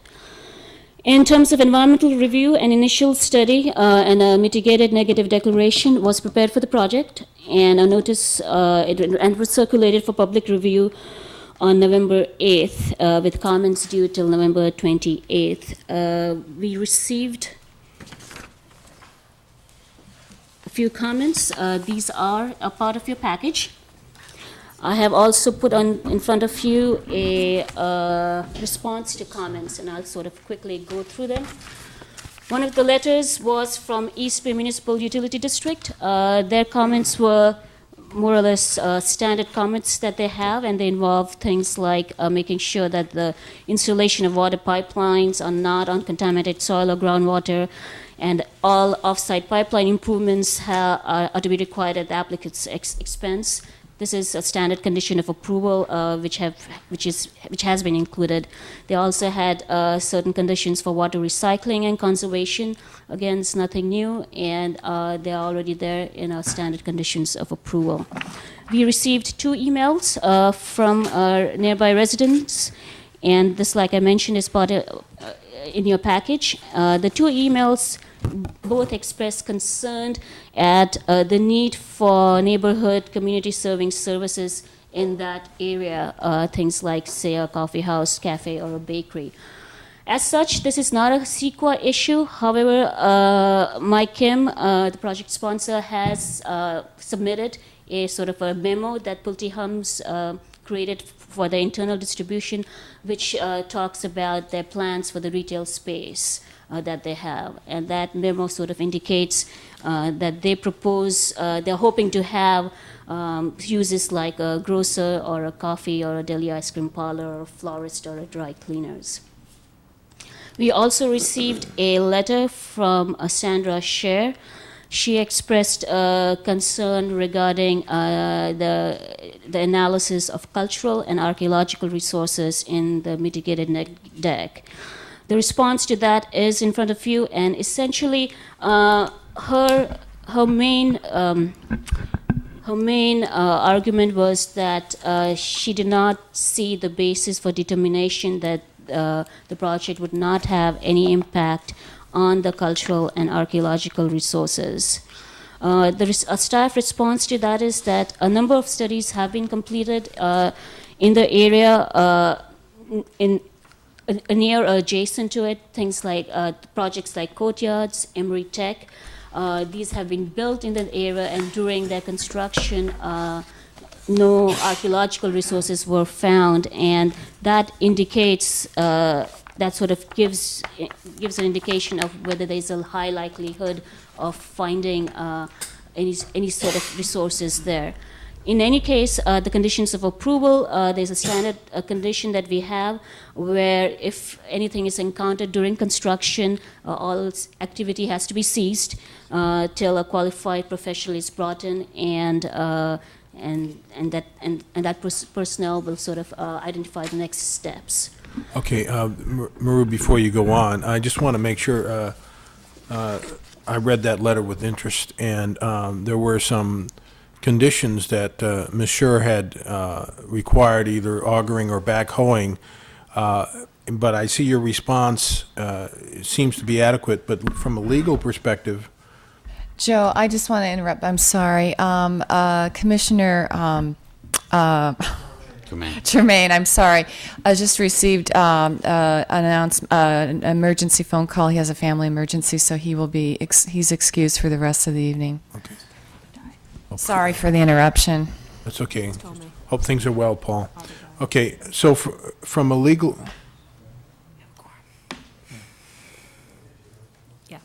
So from a legal perspective, I'm looking at the city attorney. You've taken a look at that letter from Ms. Scher?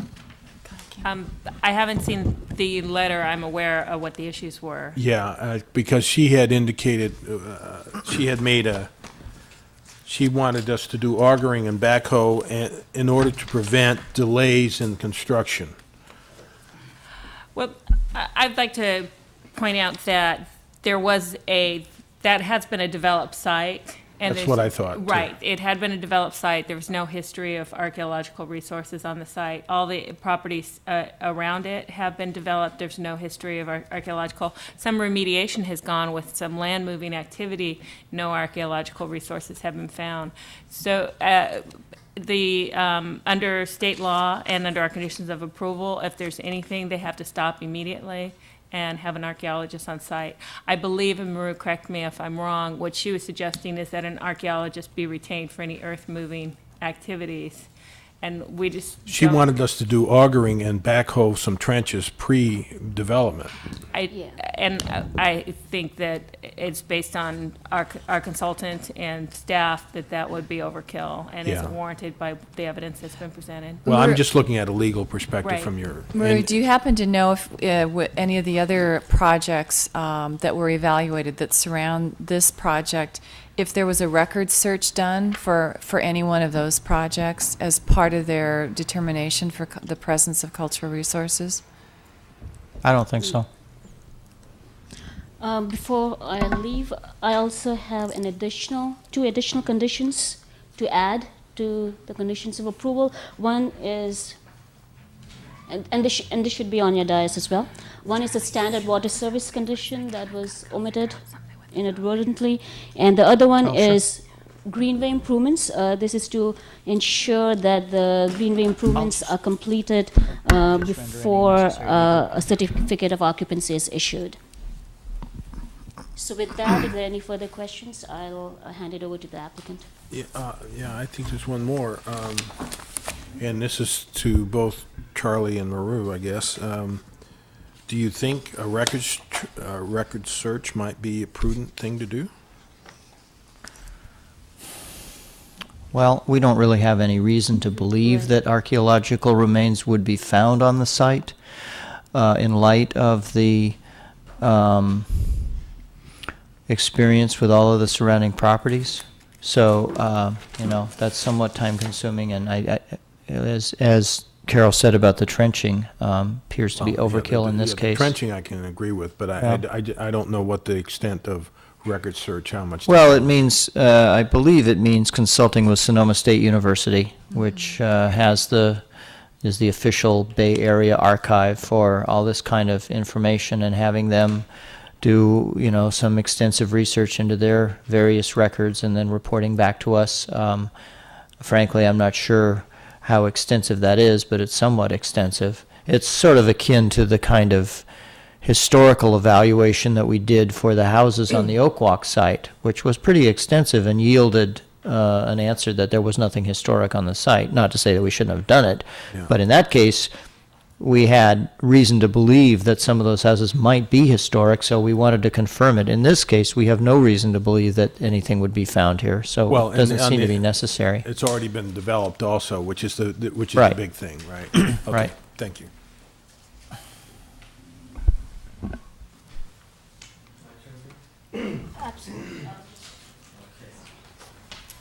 Good evening, my name is Mike Kim with Pulte Homes. First and foremost, I'd like to introduce the team that's partially here. Kava and Jay with Kava Masi Architects, Ned with Smith & Smith Landscape, and Sean and Kevin, part of our land team with Pulte Homes. Every development project, as you know, has a story, an interesting story, sometimes colorful, and Glass House certainly has been interesting and colorful. But in the interest of time, I'd like to share with you just one aspect of that story.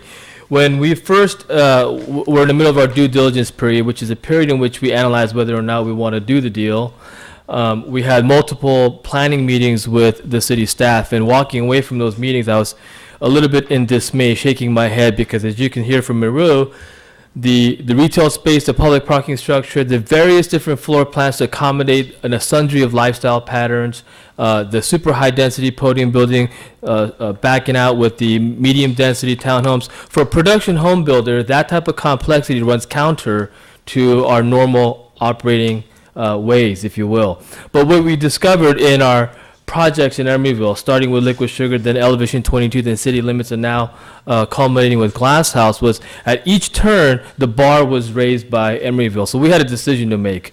Do we join Emeryville and commensurately increase the capacity in-house, or do we walk away from this opportunity? And what we hope to show visually, at least today, is that our commitment to grow and change with Emeryville. If I could spend a long time describing to you all the internal changes in which Emeryville was a catalyst for. The Pulte Homes of today in our Bay Area division was not the Pulte Homes 5 years ago, and I attribute much of that to Emeryville. And what I would like to do is just take a couple of minutes and just go down the additional changes. Just in a nutshell, there's nothing material here that I got when I walked in that we cannot agree to. So should I go down the list for the record what we agreed to, so we can... Or is that... I don't think you necessarily need to go through every single thing. If there's something you don't agree with, you should probably point it out. Well, I mean, obviously what are we looking at? The additional recommended conditions of approval, fine. Yeah, okay. Okay, the responses to mitigated neg deck, that's fine. I mean, you've got our response on a retail center. We share the city's concern, the community's concern that the retail use has to be compatible. We don't want some scotch tape salesman or cigar smoking insurance salesman either. So we understand, and we'll do our part to make sure that it's a compatible use. Not that there's anything wrong with insurance salesmen, but I think you get the point. Jim Martin, his comments, no problem. As it relates to the landscaping, Jim, we have a pretty extensive, that's because of C3, extensive landscape program, and we have to take it through the permitting process and inspection process, and we'd be more than happy to CC you, so you can either be a part of that or... Can I interject something at this point? Just procedurally, I think Commissioner Martin in this case is Citizen Martin, and he's a member of the audience. You have not held the public hearing yet. Although he has provided copies of his comments to Mr. Kim, they're not really introduced into the record yet. So I would suggest that you wait to respond to Citizen Martin's comments until he makes them publicly. Okay. I'm done then. I'll turn it over to Kava Masi. Before you go, your comment about growing with the city, I think is a good one. And if you take a look at could tell us where that is and what we're developing now, and Kava's been in the city for a long time, he's seen that. And this is going to be consistently happening where as we learn about developers and their strengths and weaknesses and what the city needs. Yep. And I think Jim's comments really target something that we're really looking for now on, and that is much more livability and much more community focused. You know what I Right. mean? So that's where we as a city, a large part of where we're going to go. So I'm glad you recognize that, and I'm glad you decided to work with us on that. Well, and exactly, you're right. I mean, I took a little time, but I understood that what Emeryville, to summarize it just in a few words, is to create or to maximize the quality of life in an urban setting. And it's doing it in a very avant-garde way, if you will, at least from where we're coming from. But we welcome the challenge, and again, we want to grow and do more projects here, so bring it on. Avant-garde. I don't know about avant-garde. Oh, I see. Yeah. Well, if you're coming from there. Good evening, Kava Massey of Kava Massey Architects. I'm going to turn things over to Jay Connor from my office to actually walk you through the project. But I just wanted to get up and say that I'm probably one of the lucky few that has known Chris Owens as a fellow planning commissioner, and then as somebody on this side of the podium. And we're going to miss her good sense of humor, and except that at the end it was getting a little pretty sharp. Making fun of me doing too much in Emeryville. But anyway, Jay can walk you through the project. Hi, I'm Jay with Kavamasi Architects. Maru just kind of giving you a little bit of background, so I'm going to take you through quickly. And since it's already been before, I assume you're familiar with it. Please, you can stop me in the middle and ask me a question if you want. And I'm going to go through sort of the architectural side and then turn it over to Ned Smith with Smith & Smith, who's going to go over the site plan and the landscaping, and then also a little bit on the C3 requirements, so you're familiar with that. Just a couple of pictures of the existing site, which obviously was pre-remediation work from the Doyle Street side. Maru already went through and kind of mentioned that there's a 5-story podium building with a public parking garage over here, and then stepping down to 3-story townhouses that kind of are more appropriate to the residential neighborhood on the back side. There's a parking plan here that illuminates which of the units are tandem parked and which of the units, such as the ones in Doyle Street, Greenway, and also facing 65th Street, have the extra room in front of them here.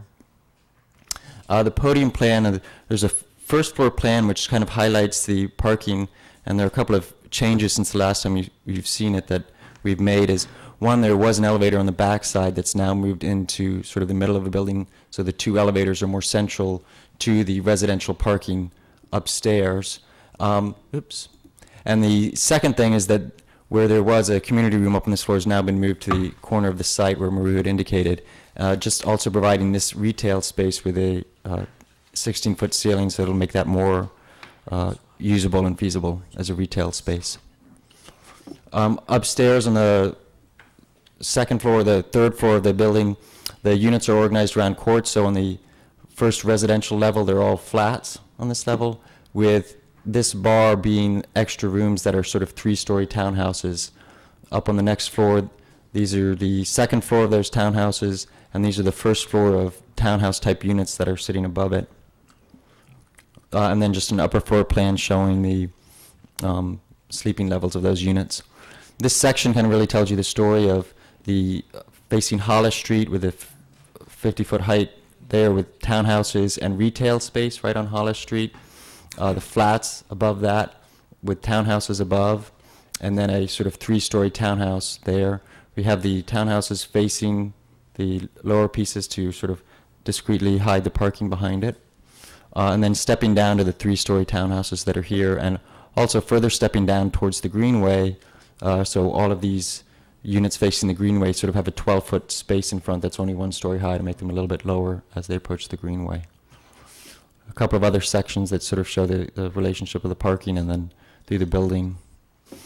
And then in the elevations, this is the elevation showing Hollis Street, and a couple of revisions that we've made is, one, this retail space did get 2 stories high, so we also emphasized the retail space that's in the middle of the block as well as the one that's on the corner, which we've kind of left alone, with the main entry for the residential units being in the middle of the building with a awning above seen here, and the pedestrian access for the parking is adjacent to the main public access for the public parking.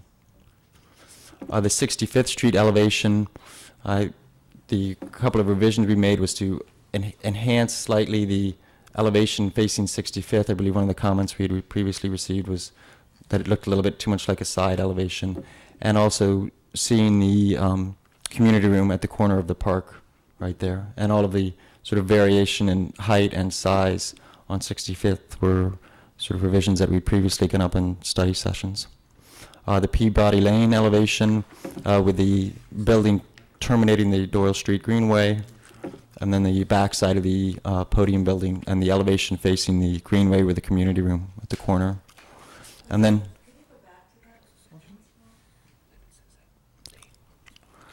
so this is the Greenway elevation, not showing any of the Greenway landscaping or any of those pieces and parts. And this is an interior site elevation of the back of the podium building, showing the 3-story units that are a little bit lower to step the podium down, and then 2 stories sitting above it. And a couple of views, so a before picture with the after corner, showing the sort of attention we've tried to really put into the retail space in the corner and a little bit more detail in the corner, and also enhancing this elevation. From the Greenway view site from sort of the existing Liquid Sugar across the street, showing the townhouses with the podium in the background and really pulling that community room out and using a different material, corrugated metal, similar to the metal that's on the main building. And then the view from the end of the Doyle Street, terminating in sort of a little bit more special building that's got a little bit more detail to it. And then with that, this is the landscape site plan, which has been revised slightly, and I'll let Ned go through these next couple of slides and explain that. Yes, good evening. I'm Ned Smith with Smith & Smith Landscape Architects. I wanted to, okay, we got the arrow there. I want to talk first about, well, there's two parts to the project, the townhouse portion and the podium. I'd like to describe what we've really been concentrating on here, which is the open space, landscape, and pedestrian system. And it's really the walkability of the site and how it ties into the adjacent areas. Along Hollis Street, we have a landscape. I'll show you little details a little bit later with some blow-ups, but it's a streetscape with street trees with a main entrance into the podium project. To the north is 65th Street, which is our street trees within planters. It's a soft planting which matches the planting that's already exists to the west of the site, with planting along the perimeter of the building. Here we have the entries from the units right out on the sidewalk, which is the first level of walkability. We have the Greenway, which is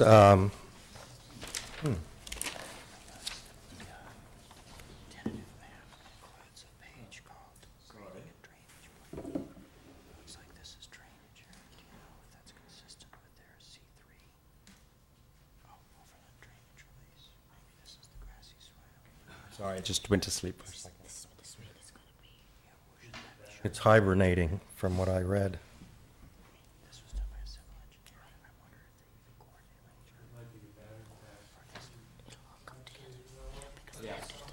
Yeah, I'll do it. Okay. Okay. Can we get the overhead, please?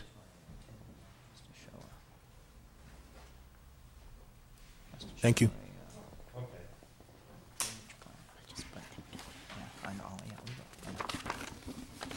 Okay, this isn't quite as clear, but I'll see if I can make this work with doing two things at once. But, okay, the Greenway, I was back to the Greenway project, and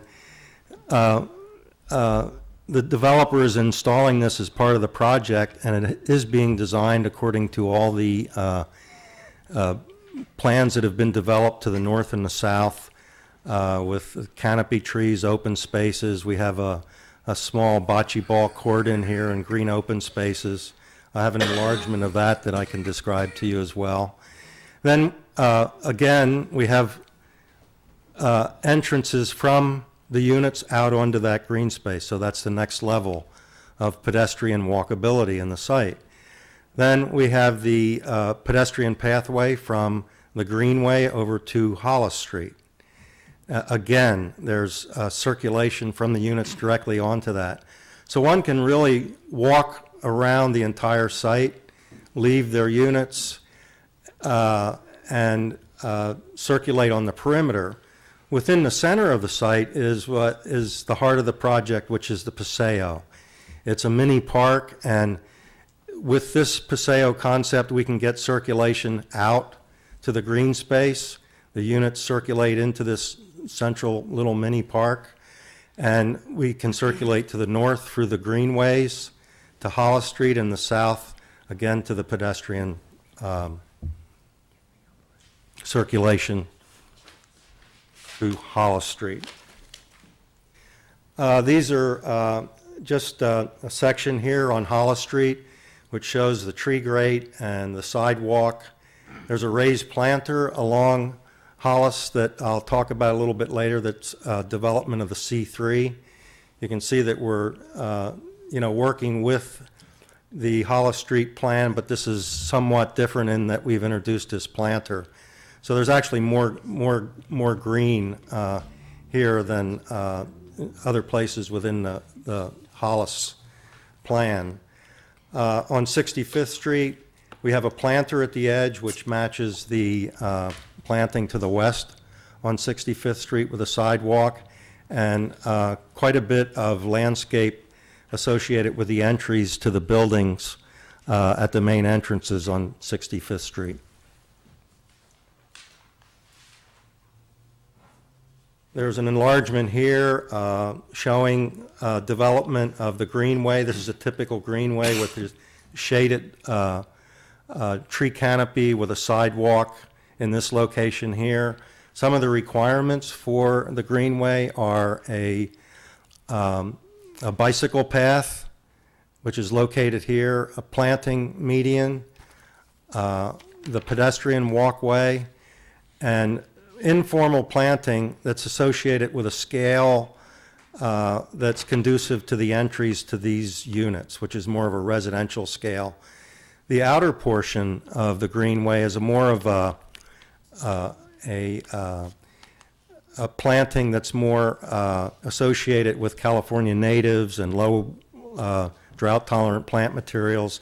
It's really a different palette, but the two meet together, and the interface of the two is something that we're really working with as far as a planting that we're doing. And we just have a section here showing what it looks like through the greenway with the bicycle path, the median. This is more of the formal planting. There is actually a tree canopy that's required that runs through the entire project, and you can see those right here. And all that plant material has been identified, and we're working with that, with the previous work that's been done in the city. Next, I have a small enlargement here of how the Paseo works, and you can see that there's larger planters in the center with shade trees, an opportunity for a larger deciduous shade tree, and places to sit. So it's a little mini park within the site. And then as you get to the edges of, or entries again, out into this Paseo, it's a little bit more ornamental, flowering, evergreen material and shrubs. An enlargement again of these greenways that we have with tree canopies and walkways and shrub planting. And this is the one that goes on up to 65th Street. You can see on the key right here.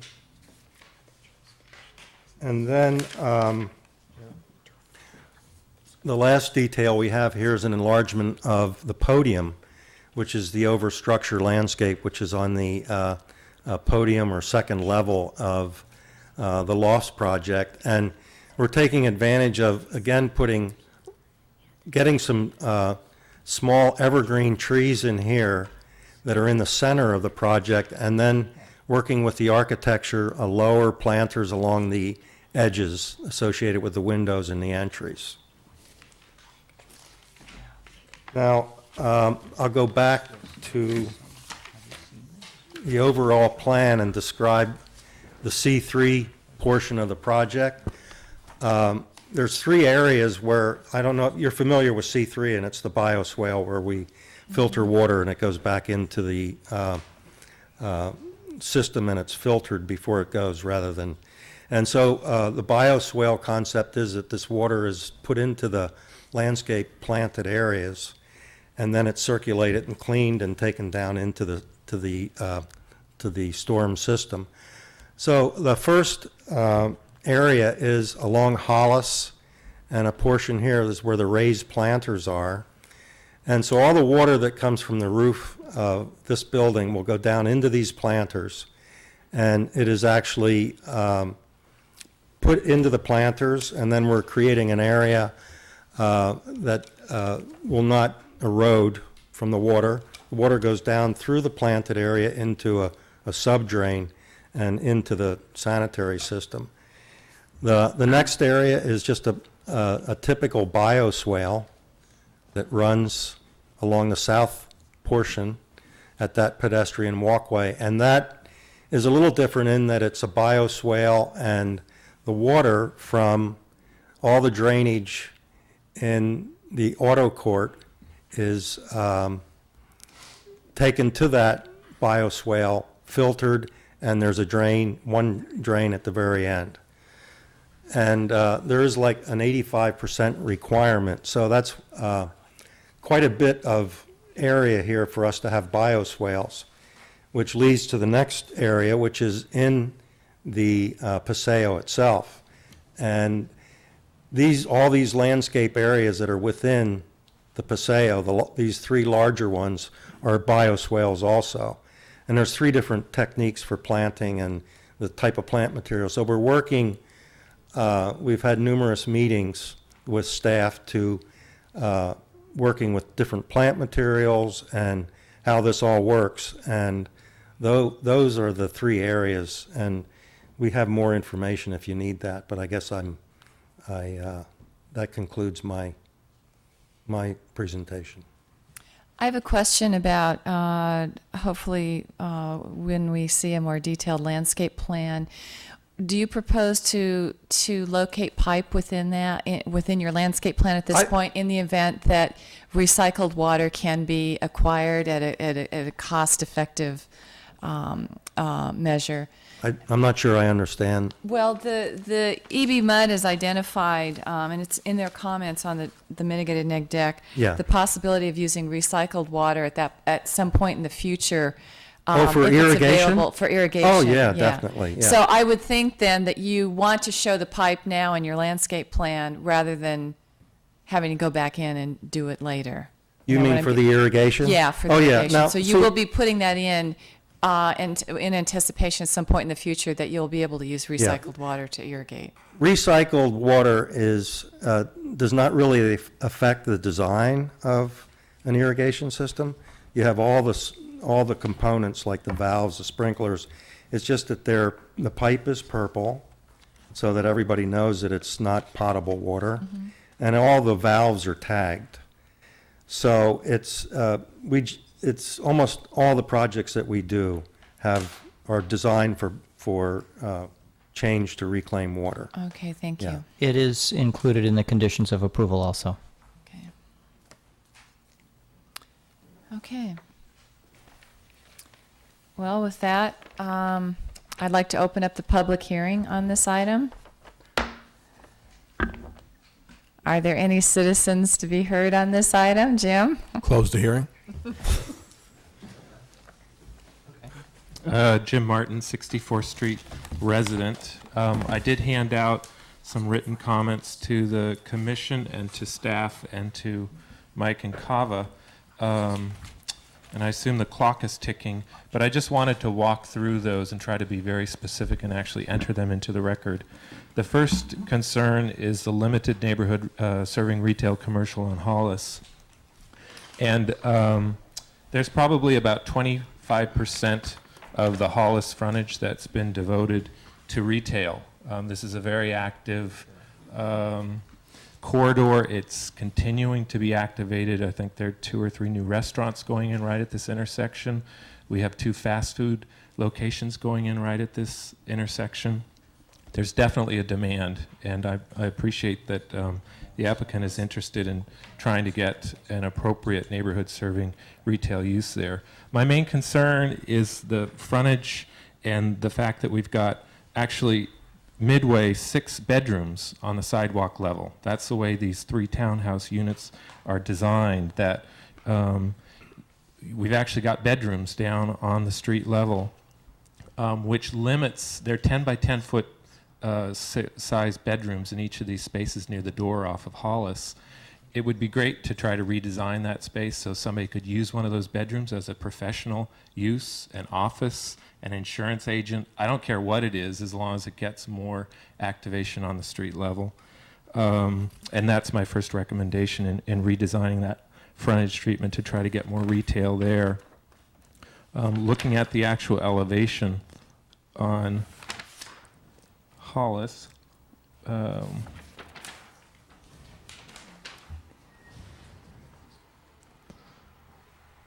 this is the Hollis frontage here, where you've got the activated glass space for the retail and the entrances to the bedroom space there. There is activation there. You have doors. I just don't think it's going to be used with the use that's there. These aren't fountains here. It's just that you've got an opportunity with the planting to do something vertical here. That brings me into the second point I have, which is an inadequate landscape plan. I appreciate what was presented tonight to the commission. It's unfortunate that some of that content wasn't provided to the commission when we received our packets, because that's detail you really need some time to take a look at. If you look at the schematic, some of the concerns I point out in my letter, it looks very pretty here with the green. We have no information on what species are being used. That really affects what you're looking at in terms of trees, canopy, and ground cover. When you compare the schematic landscape plan to the site plan, they're actually parking, guest parking bays underneath these trees. And I think that's really deceptive. Actually, you can't have a tree growing where you've got parking stalls here. This guest parking space here is within the 15-foot minimum setback for the North Hollis design guidelines. This one actually interrupts flow through the Paseo from the Greenway. If you look at the landscape plan, probably at least 50% of the quote Greenway is hardscape in this current design.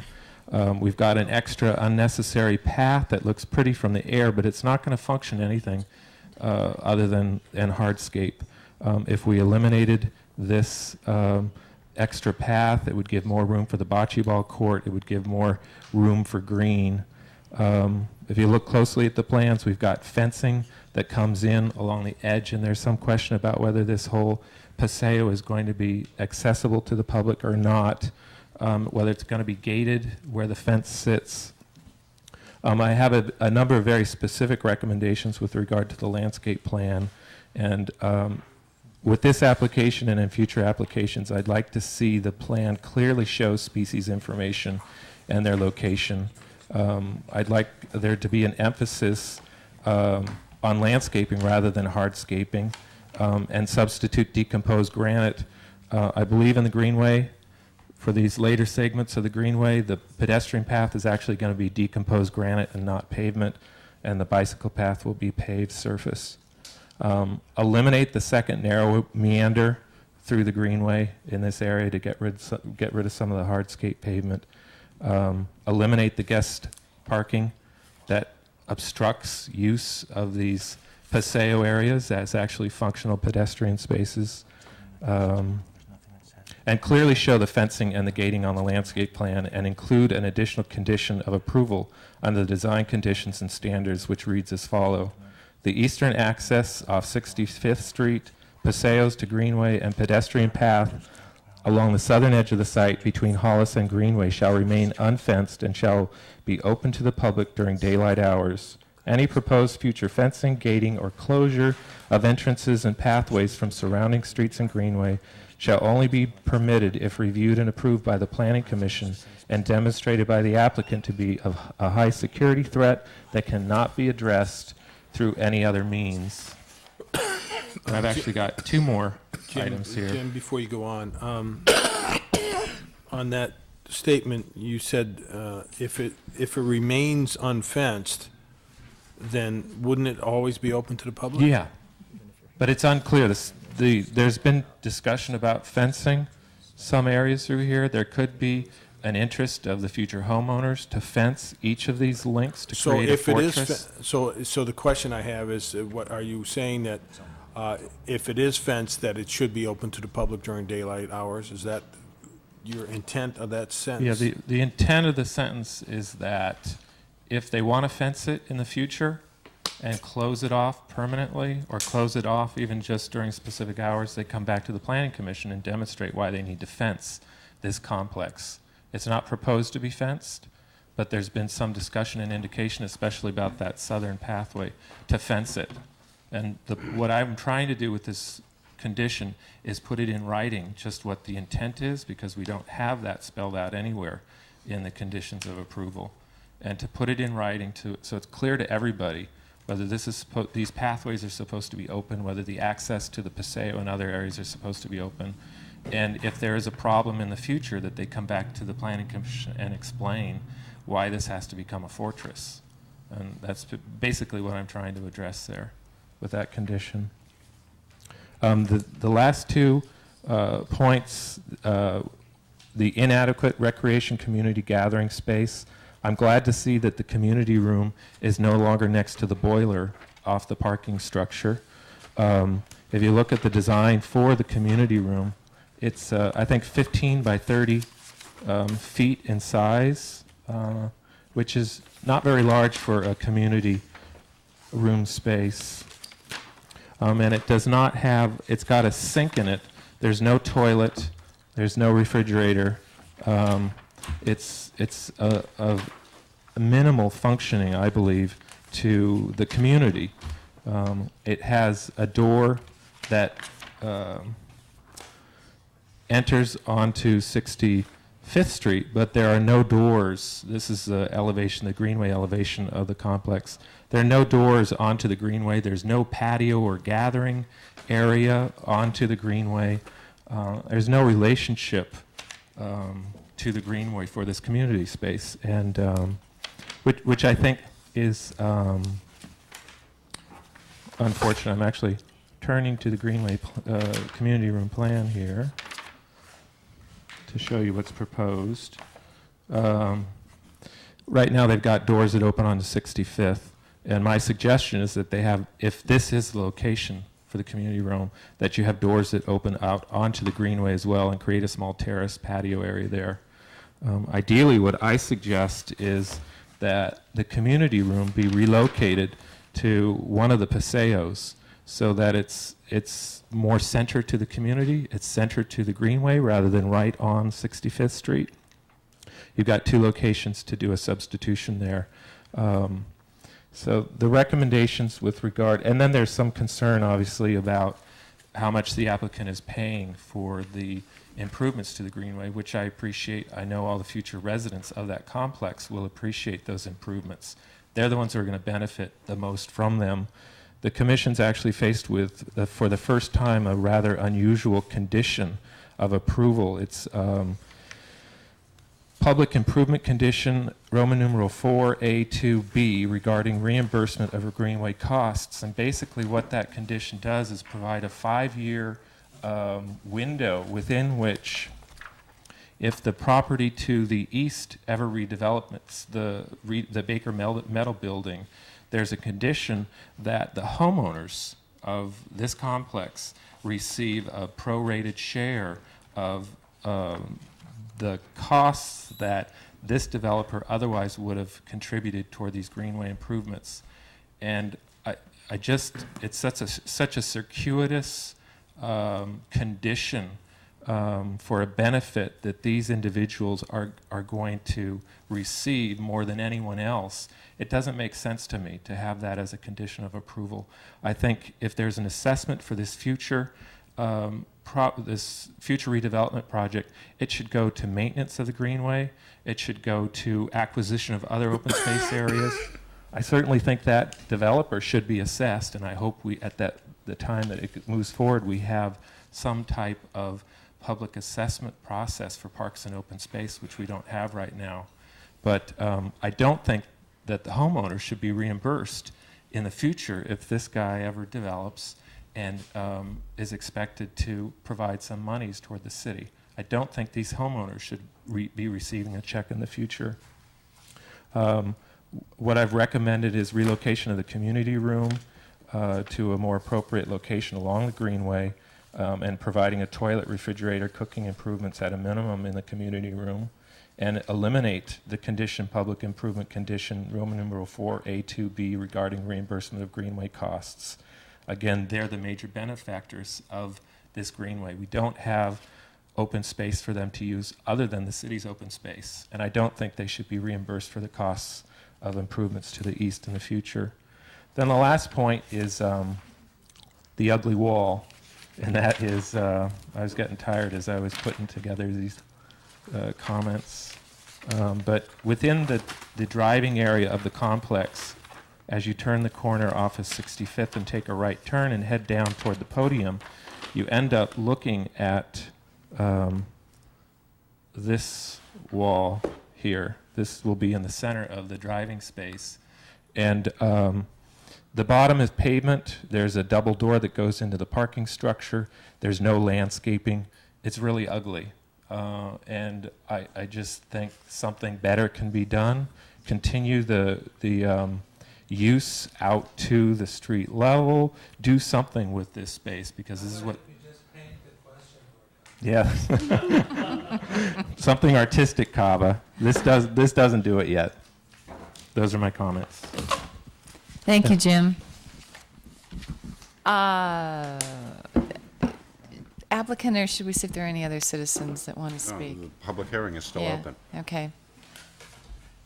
Hello, Hi. 4 people. You're dwindling. Jane Goodwin, 64th Street, two doors up from Doyle Street, so I'll be passing by this project a lot, and I have a lot of comments. I don't know. My dad lived for 26 years at Watergate, and when I see large projects like this, not nearly as large as Watergate, of course, but it's sad there isn't a pool. There were some really fantastic days when I got to use the pool at Watergate. And I hope that's considered in plans and architectural redevelopment projects in the future around here. It seems that everyone wants to pack in a lot of residents and not a lot of recreational, although I was a little more happy to hear about, some of the more little parkette areas in the plan. And I was thinking the committee room could be near the bocce court would be a good idea, because that's where maybe things can be, well, you have to bring your own bocce stuff. I guess we talked about that once, but, or if the neighbors are given the privilege of using the bocce court. And so, but if you have the room near the court, it just makes sense for an all nice little community activity going on with the residents within the project. So yeah, and I agree totally with Jim about the retail. It's too bad. I mean, Hollis Street, of course, we have parking issues. But again, we're all about trying to use our feet and our legs to get to neighborhood, good quality stores. and retail shops. And I guess people have great hope for San Pablo Avenue in Berkeley and Oakland someday to revive some of the shut down, horrible looking places up there, well, it's a whole nother thing. But that's why we have to, as much as possible, be a little more vigilant in getting some retail, just like the project on Hollis, South Hollis, 62nd Street. It's just a little more retail would be great. So I think that's it. Sorry, my glasses, I just broke my lens fell out, so I look a little silly. I hope that's it. Thanks. Thank you. Anyone else wanting to comment on the project? Okay, we shall close the public hearing then. I'd like to hear the developer respond to Jim's 4 points. Thanks. In summary, okay, we can work with you on all of those. To clarify, by the way, the majority of your ideas, I think they're very good ideas, and I tend to agree. We'll look very hard at converting the Hollis Street units to live work. It's a good idea. We'll look very hard at that. The planting list and the planting plan has not been identified yet, in part because we recently figured out how to incorporate the C3 program, in which that dictates to a large extent what type of plant, how strong it has to be, how robust it has to be. So since the landscape plan is now fully integrated into the improvement plan check process, we'd be more than happy to include you, CC you, and then you can attend and have a chance to take a look at it and comment on it. That's fine by us. The conditions, yeah, we're paying for the park in full. I sent numerous requests to cap our contribution to the public park, but it was duly reviewed and summarily rejected. So it is what it is, and we're okay with that. So if you want to make modifications to where the HOA does not get a reimbursement, that's okay with us too. That's up to the city, whatever you guys want to do. But we do agree that in the future, if a neighbor develops, like a developer, that they should contribute, and it'd be great if we get reimbursed, Pulte Homes, half of that, but I understand your point. There's maintenance costs, there's opportunities for acquiring other open space within the city. You guys do what you guys do. The toilets and refrigerator in the, that's fine, we can do that in the community room to beef it up. As it relates to additional amenities to our community, what we found is a couple of things. One, if you drive up to HOA dues of these, gyms and whatnot, it turns home buyers off. And second thing is, we want to encourage our home buyers to get out of their front doors and enjoy Emeryville, walk around and use the gym in town, use the coffee shop around the corner, whatever, not stay within the community. So it's kind of by design, financial, and because we want to encourage a porous activity within the city and the project. Well, so let me comment on that, and I can understand that perspective, but I also understand that there are some times when the community wants to get together. You need to have the community together to discuss things, have meetings, discuss maybe you have a community meeting maybe because there's some burglaries or something, and you want to have the people in a room that's comfortable, that's accessible, that has amenities. Right. So I think that's part where Jim was coming from. And so it's not just the aspect of having a place to go, because I think your pedestrian plan on this is quite good.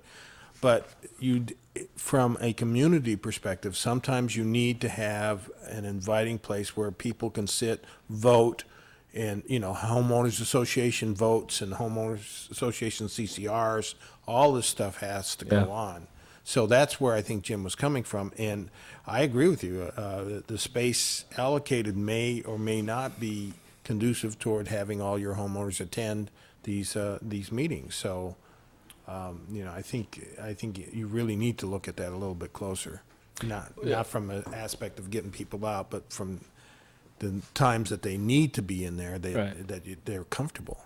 Yeah, that makes sense, and we'll take a look at that, the spacing and the size of the community room, but also the retail space I think would be great, because the retail space owners would be HOA, due paying HOA members, and hopefully they can strike some agreement where the retail spaces can be used for community meetings and such as well. The other point of security, that's a tough one, because we really do have concerns about security. And I think what we've agreed to was, somebody mentioned that during daylight hours, we will keep the gates open, and there is a fence program. And during the evenings, we like to secure it, because we are truly concerned about safety to our residents during the evening hours. I mean, if I had my druthers, we would shut that whole thing off, because our pucker factor is quite high as it relates to potential incidents and whatnot. But the compromise was during the daytime hour, it's kept open, and it's part of the conditions. And if there's an alteration to that, we do have to come back to Planning Commission and get a revision. So we would like to maintain that program as it currently is for the time being. Where is the fence? There's nothing that shows where the fence is. Well, yeah, I mean, it's not detailed out. We can certainly. That's why we want to see a more detailed landscape plan. Yeah, and that's fair. I mean, we can certainly provide that. And I would say that I appreciate and recognize the concerns about security, but as an example, Blue Star Corner, which is going in at Park and Halleck, has worked out an arrangement with the Emeryville warehouse lofts to create open pedestrian ways that connect, that will run along the warehouse's property and link with the Muse and provide access to Sherwin-Williams and provide access to Halleck. And that was discussed, and there were concerns about security, but it was decided, and the project is conditioned that it will remain open, and if at some point in the future there is an incident, which we hope there never will be, but then there would be a reconsideration of fencing it. Right. So I would like to see that in the conditions. I believe it is, isn't it? I'm sorry, I missed No that last fence at point. this time, fence in the Oh, future. if no, it's no needed. fence at this time. No. That Oh, is no, not in the that's- conditions. That is, yeah, I agree. That The is not in the conditions conditions. say there would be a gate, and it can be locked during nighttime hours, and is to remain open to the public at all times during daylight hours. Yeah, I'm of the, my personal thing is I'm of the, I have no problems with the fence, because having been here for a long time, there are incidents I know in your area, and particularly in the aspect that you're off a public greenway where there are a variety of people that are coming down there. So I'm of the sense of keeping it open more than daylight hours until there is an incident. But I mean, I would go there, but I think you have the right to have a fence and have the right to have security, and I think your people would want to have that. So that's not as much a concern to me as the other things that you've already agreed to fix. That's my opinion anyway. Do we have a indication of exactly where these fences are going to be? Now, I grant they're not on here, but can you point to them? Can you say this is where it's going to be? Can we get this on the screen? The laptop? Overhead? Yeah, No, the the laptop. Kyle, maybe you can do, or Jay, you can do that. Can we get the power to laptop, the display back up? Thanks. So the fence, the gates that we talked about with Pulte previously were right here at the Hollis Street entrance because of the narrowness from the height of the building, the podium building. And then we have a 3-unit building at the termination of Doyle Street, and we had previously discussed putting a fence here. There is indication on this plan, though, that the fence, as Jim had pointed out, proceeds along this property line to enclose those 3 end units. So, I think, and this is where Mike can help me out, I think Pulte would be amenable to either situation. I would presume that a fence at sort of the termination of that building would be. That one was fine. That was okay with us because this unit here is the terminus of Doyle Street. This area acts more like an open front yard, whereas here you got that fence, parking lot, buildings. It functions more during the evening as potentially as a dark alley. And one other point I want to bring out is, to the extent that this is a connection between Greenway, a second connection between Greenway to Hollis Street, and that's a valid point. However, the distance between here to here is not altogether great, so I also think that during the evening hours is better lit for pedestrian access. It's probably more an inviting walk anyways. So if we can fence here and close it off during the evening to detract anybody from going in, especially because of the public parking structure, and not knowing that we have no control over the public parking structure, the city's property, you guys are going to do what you're going to do with it, that heightened our level of concern. So those are the only two fence and gates that you're proposing at this point would be? That's right. On the two ends of Peabody? That's right. So if somebody was really intent and they want to come in the side and go through in between, I mean, I suppose they can do that, but I think, just like any neighborhood, if you put up an ADT sign, security sign, it kind of works. That's the effect that we're trying to achieve here. So, well, I don't have a problem with the perimeter fence on the southern property line, because that, you're going to be landscaping there anyway. So, and that defines the edge. But, and your own landscape architect identified this as a secondary access to the greenway. So, just to clarify that, did you mean during the daytime hours, and then it would be closed off at night? So it's just a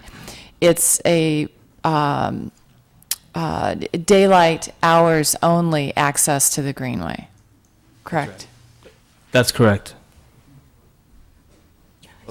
For public, I think the intention too was that the homeowners would have keys or locks to the gate, so the homeowners could go through those gates. So the homeowners could still use that access. I have a question concerning the Paseo area, and there was discussions. I think it's got some really great potential, that there would be seating and planters and such. Is there any opportunity within that space to create an area where a children's play area, or not a tot lot per se, but something, if families do move into this project, which we would like to see. I'll talk about that some. We don't have any children's play area that's designated within this project, or a potential area for child's play. Well, maybe I'll start, and then Ned can jump in for a second. My experience with children's play structures is that the safety area is usually like a 30-foot circle. So while in one spot there's a 30-foot area, it would take up the full width of the spot. And I don't know, that's nothing we've discussed with Pulte, so I don't know if they'd be amenable to that. And the second piece was, I don't know what impact that would have on meeting the C3 requirements. Like right now, my understanding is that we're meeting the full 85%. And and part of that is through the area in the Paseo. And so if we took that up with a 30-foot circle, we're going to reduce that piece. Well, I just want to know if it was feasible, and if it's not feasible, I understand. And I had a couple questions on the MND. Is there anyone that can respond to any questions I might have on that? Well, we have Terry O'Hare, our consultant Okay. who prepared it, is here, and we can also attempt to respond. Well, it depends on what your question is. Great. Well, one thing is a comment, and it's something that Jim has brought up on numerous occasions, and I think we can let it pass for this document, but I think it's very important that we begin to identify in the schools section. There's always the identification that school impact fees are paid, but we never get a sense of how many students, potential students, could be generated from the residential development. I didn't see it. Oh, I apologize then, Terry, because I went out and looked through it and I missed it, so I apologize. So thank you for doing that. And just on the record, we want to continue to see that in the document. And then the second question I had was concerning traffic, and I didn't see it really addressed specifically in the traffic section, But for cars that would be driving south on Hollis, making a left-hand turn into the parking garage, is there going to be any problem, like during PM peak hours, with stacking and backups at the intersection, or any sort of safety hazard? It looks to me that it's going to have to be restriped there, because there's that lane, there's the left-hand turn lane now, and it seems like a potential conflict, and I didn't see it really clearly addressed in the MND. We don't expect any real problem. I mean, there will be occasions where people making that left turn are going to interrupt traffic and so forth, but I don't see that as the kind of frequency that's going to present a real problem. Well, would it be restriped right there? Because, there is that left-hand turn pocket, going north, and it just seemed to me that there could be some conflicts there. Yeah, but I think what we'd like to do is see how things work out, and if need be, we can provide kind of a short left turn pocket in there. It's just a matter of striping, but I don't see any need for doing it right off the bat. Is that, you have any other questions about that? If not, I'd just like to make one other minor comment, and that is, I think there needs to be a specific identification that the project is responsible for maintaining the street trees as part of the project. I think we can make the argument in the conditions of approval that there's the requirement that they maintain all landscaping, but it really appears to be geared more to the landscaping within the site. It's not immediately apparent that the requirement includes city street trees. And and I think this has been, we've discussed this with Pulte, and they understand that. And if I may interrupt, Hank, that is a provision in our it's also our urban forestry ordinance requires the property owner to maintain the street trees. Covered. But I think Hank makes a very good point. It would be helpful if, when you're looking at the conditions of approval, to put specific language. Right. And should be street trees and associated landscaping in the public right-of-way, because sometimes there's other it's not just trees, sometimes it's some other landscaping. right, and I don't know what would be in the CC&Rs, but it's really, when we're really dealing with that issue, it's going to be with the homeowners association, and that should be included in their homeowners fees, because they will have some kind of landscape firm taking care of the rest of their stuff, and it's going to be important that they still include the street trees. Is that going to be then sort of a transition into that policy for the city in a standard condition? Or is that how this will evolve? Yeah, I think it's already it's already city policy because it's in the ordinance. So it's more city policy than just having it in the conditions of approval, because it's actually reflected in our municipal code. But we are constantly refining our conditions of approval, and we will probably make that explicit going forward. So yeah, and it's not immediately apparent to the homeowners. I'm trying to be upfront with that, and what we will require is that when they do. That maintenance is full maintenance when it comes to tree trimming, pruning, replacement of a damaged street tree or whatever. They do need to come to the Public Works Department to get an encroachment permit to do that work, so that we approve it. It would probably be a no-fee encroachment permit, but that's all part of the process of trying to preserve the trees that get installed as part of a project. Okay, thanks, Hank. And we had some comments to make, Ed, correct? Yeah, depending on how long my lungs hold out, I need to apologize. I've had a very severe chest cold over the last week or so, and I hesitate to talk because I'll break out into huge coughing fits, but on the one of the comments regarding the retail on Hollis, I absolutely support that. There was some talk about possibly live work, and I think I would much rather see genuine neighborhood serving retail rather than just live work. There is, a large number of new housing units between the Courtyards, Liquid Sugar, now this, Oliver Lofts, City Limits, all in that neighborhood, and still a real dearth of retail. And as somebody pointed out, I think it was Jim, there's some chains going in. There's certainly a Starbucks and there's a Subway.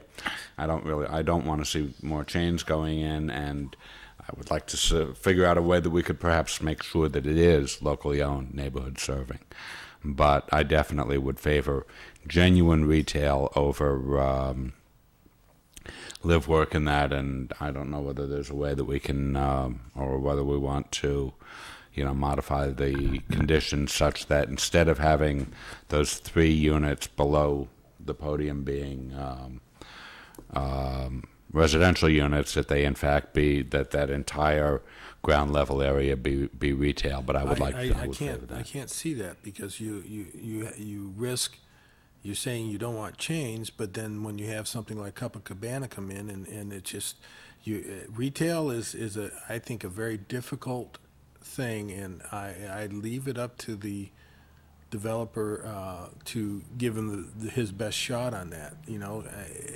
I've seen. Yeah, and I don't know that we can legally bar it anyway. But in any case, I think I want to see certainly a retail presence rather than live work presence, I guess, is where I'm going with that. And I think what the developer said was that the live work was there so that it could be converted into retail if a retail opportunity came there. Is that what I heard or not?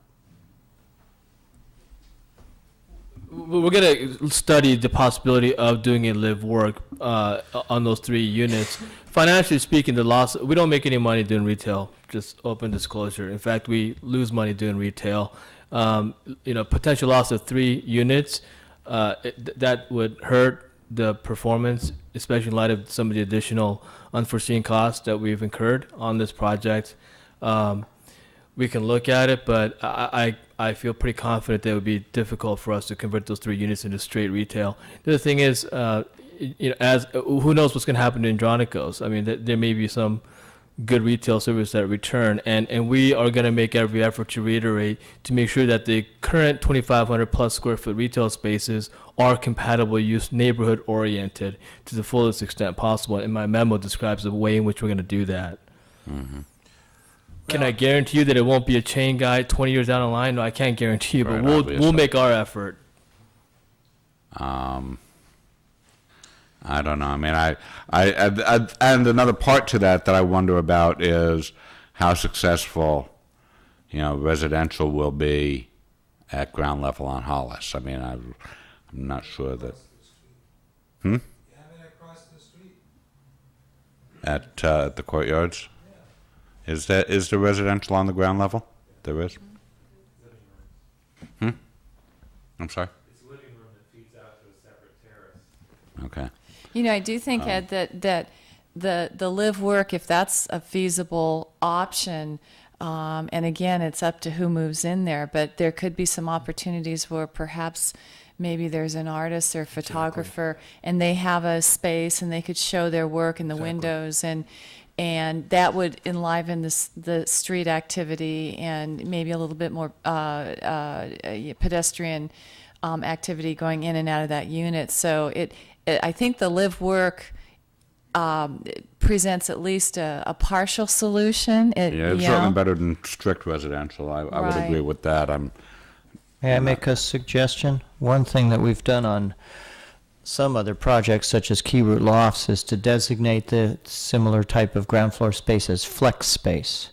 So it could be retail, it could be live work, it could be a home office or whatever, and then they can do whatever whatever works out for them. And you know what we're trying to accomplish is to really activate that space, as Ed was saying. So if as you're marketing these units, if you see an opportunity where you can activate that frontage, that would be very, very good for us. And so, and within that, another aspect of all of that, especially if it was retail, and this goes as well to the questions about the retail on the northern end and southern end. And I vaguely remember I read this, although, again, being as ill as I've been the last week, my mind isn't 100% on all of this. But was that intended to be commercial condominiums, or is it going to be like long-term lease retail or whatever, even on the northern and southern parts? It's going to be retail. We've already started inviting... Yeah, retail as in commercial condominiums, or as in you retain the... The commercial condominiums, we're going to sell it to people. You're going to sell them, so they will be commercial condominiums. We've already started inviting bids. Okay. And I thought I had remembered reading that, but I wanted to verify that and as well get it on the public record. So, I'm not thrilled with live, work, or flex, but, I think that could, that at least moves it in a direction. Another part that I'm really, that I want to get some real clarification on, because I have some real questions on, is they're all defined as 2 bedrooms. It says in here 47 of them, or 40 some odd number, 47 of them will have an extra room that can be used as a 3rd bedroom, but they're not defined as 3 bedrooms. What kind of a dance is that?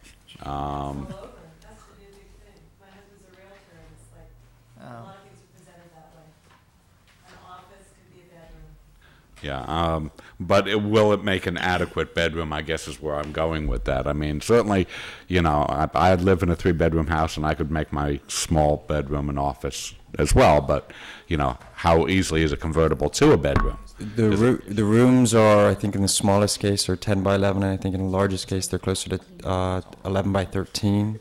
Some of them have bathrooms, full baths down on that level. Some of them don't. I think a few of them have closets. Some of them don't. As defined by the building code, there's no requirement by the building code that a bedroom have a closet or a bathroom anywhere near it. The only requirement is that it have, if it's below the 4th story, that it have an egress window. So per the I'm sorry, an egress window? An egress window. Or another door. Yeah. So per the building code, all of those rooms actually would meet the definition of a bedroom. Okay. So we could have 47 3-bedrooms. For marketing, I mean... Okay. I mean, it's all what the So realtor basically, called it. if you're saying that in the smallest case there's something like 10 by 11, that's 110 square feet. That's larger than my 3rd bedroom. So, it seems like it would be adequate to work, so I feel okay about that part. Another part that in looking at this, and we kind of faced this one as well at elevation 22, when I went through and I counted the areas that were defined as 2, or some of these will be the ones that have the plus room, 3 bedrooms, were some of the ones that have the single parking, and I counted 21 2-bedroom or more, 2-bedroom or 2+ bedroom, that had just a single parking space. Now, granted, many of the others have 2, and I know that our official parking requirements are 1.5 parking spaces per unit that has 2 or more. But what I begin to worry about when we have this, there's trade-offs. I mean, I understand the townhouse having, its own discrete individual parking and sometimes the tandem. But when we start putting a lot of 2-bedrooms in with single parking spaces, are the people going to start taking up the guest spots, or are people going to start really parking on the street and exacerbating an already sometimes difficult parking situation? And again, I know that this is an issue that came up with elevation 22, and we wound up having some of those additional units converted to 2 garages, and we worked out some kind of a compromise on that. On the other hand, you know, I mean, I hate to lose some of those potential third bedrooms, but I worry about parking exacerbation in, you know, an already potentially tight area, and we're already giving up a couple of guest spots to bicycles, which is a good thing. But are the guest spots going to get eaten up by some of these people who have 2 cars in a one parking space unit? And I pose that as, you know, I mean, I know that we all want to be looking at parking issues in a more global way, but, you know, here is the same thing that we looked at with Elevation 22. Well, I'm certainly not going to make any false promises. Parking, in our experience as it relates to the HOA community, it's an evolving process. What I can tell you is the homeowner association does, in fact, take parking very seriously, too, and they become extremely territorial. So they don't, like you, they share your concerns about parking encroachment and parking where they're not supposed to be parking, et cetera, et cetera. So we go through the same process in all our communities where we actually sit on the HOA boards and we enforce a parking program so as to minimize those types of situations. So I'm not going to, it's an evolving thing. Will there be encumbrances and some issues? Probably. Will it be worked out? Probably. Can I just add something here? If memory serves me correctly, I think in the Elevation 22 project, part of the problem was a sort of a mismatch that the commission identified, where you had a bunch of 1-bedroom units that had 2 parking spaces, That's and a bunch true. of 2-bedroom units that only had 1. Yeah, this was not that situational grant. And that's why those changes were made. Well, I will throw in something that will further exacerbate the parking problem, in that the 4 parking spaces that are the guest parking that are encroaching into the greenway and these sort of little mini paseo areas where they're showing trees there in the landscape plan, I want to see those gone. I think that those spaces should be fully devoted to green and no parking space, which I understand would reduce the number of parking spaces so that you couldn't park the project. But I feel that it's a fair trade-off to make to create more green and more accessible pedestrian areas for the residents. Something, and you know, we'll need Charlie to weigh in on this. Something that occurs as a possibility that may help get there, though, is if those 3 residential units on Hollis Street are then converted to live, work, or flex, perhaps that will reduce their parking requirement. I don't know. Never thought of that. Well, yeah, if we're considering the retail space in this project to be accessory space, we don't really consider this to be a mixed-use project per se. The retail is just kind of extra, and therefore, as we did with the courtyard project across the street, we said it doesn't require any parking of its own. So if you converted some of those units to retail, the parking requirement for that area would go away. You could designate some additional units. In fact, if there were 4 units, you'd also reduce the requirement for guest parking by 1. That would free up a few of the spaces in the podium to replace these lost guest parking spaces in the back. That's a good point. I hadn't thought of that. We'd have to sit down and crunch the numbers, obviously, to see how it worked. But I think that could be done. Now, if you convert it to live work, though, it will still have a parking requirement. Yeah, it'll have a parking requirement, but which will be about the same as the residential parking requirement. So yeah, it won't change much. Another on the parking, another question that I had, and it may just be the drawings or it may be my fuzzy mucus-filled head. But on the inside the podium area, within the more private area, I kept trying to figure out where the gate was, and I kept looking at the parking stalls and thinking that some of the guest spots are on one side of the gate and some of the guest spots are on the other side of the gate. And was I reading that correctly or not? I'm What on sheet are you on, Ed? A2.1.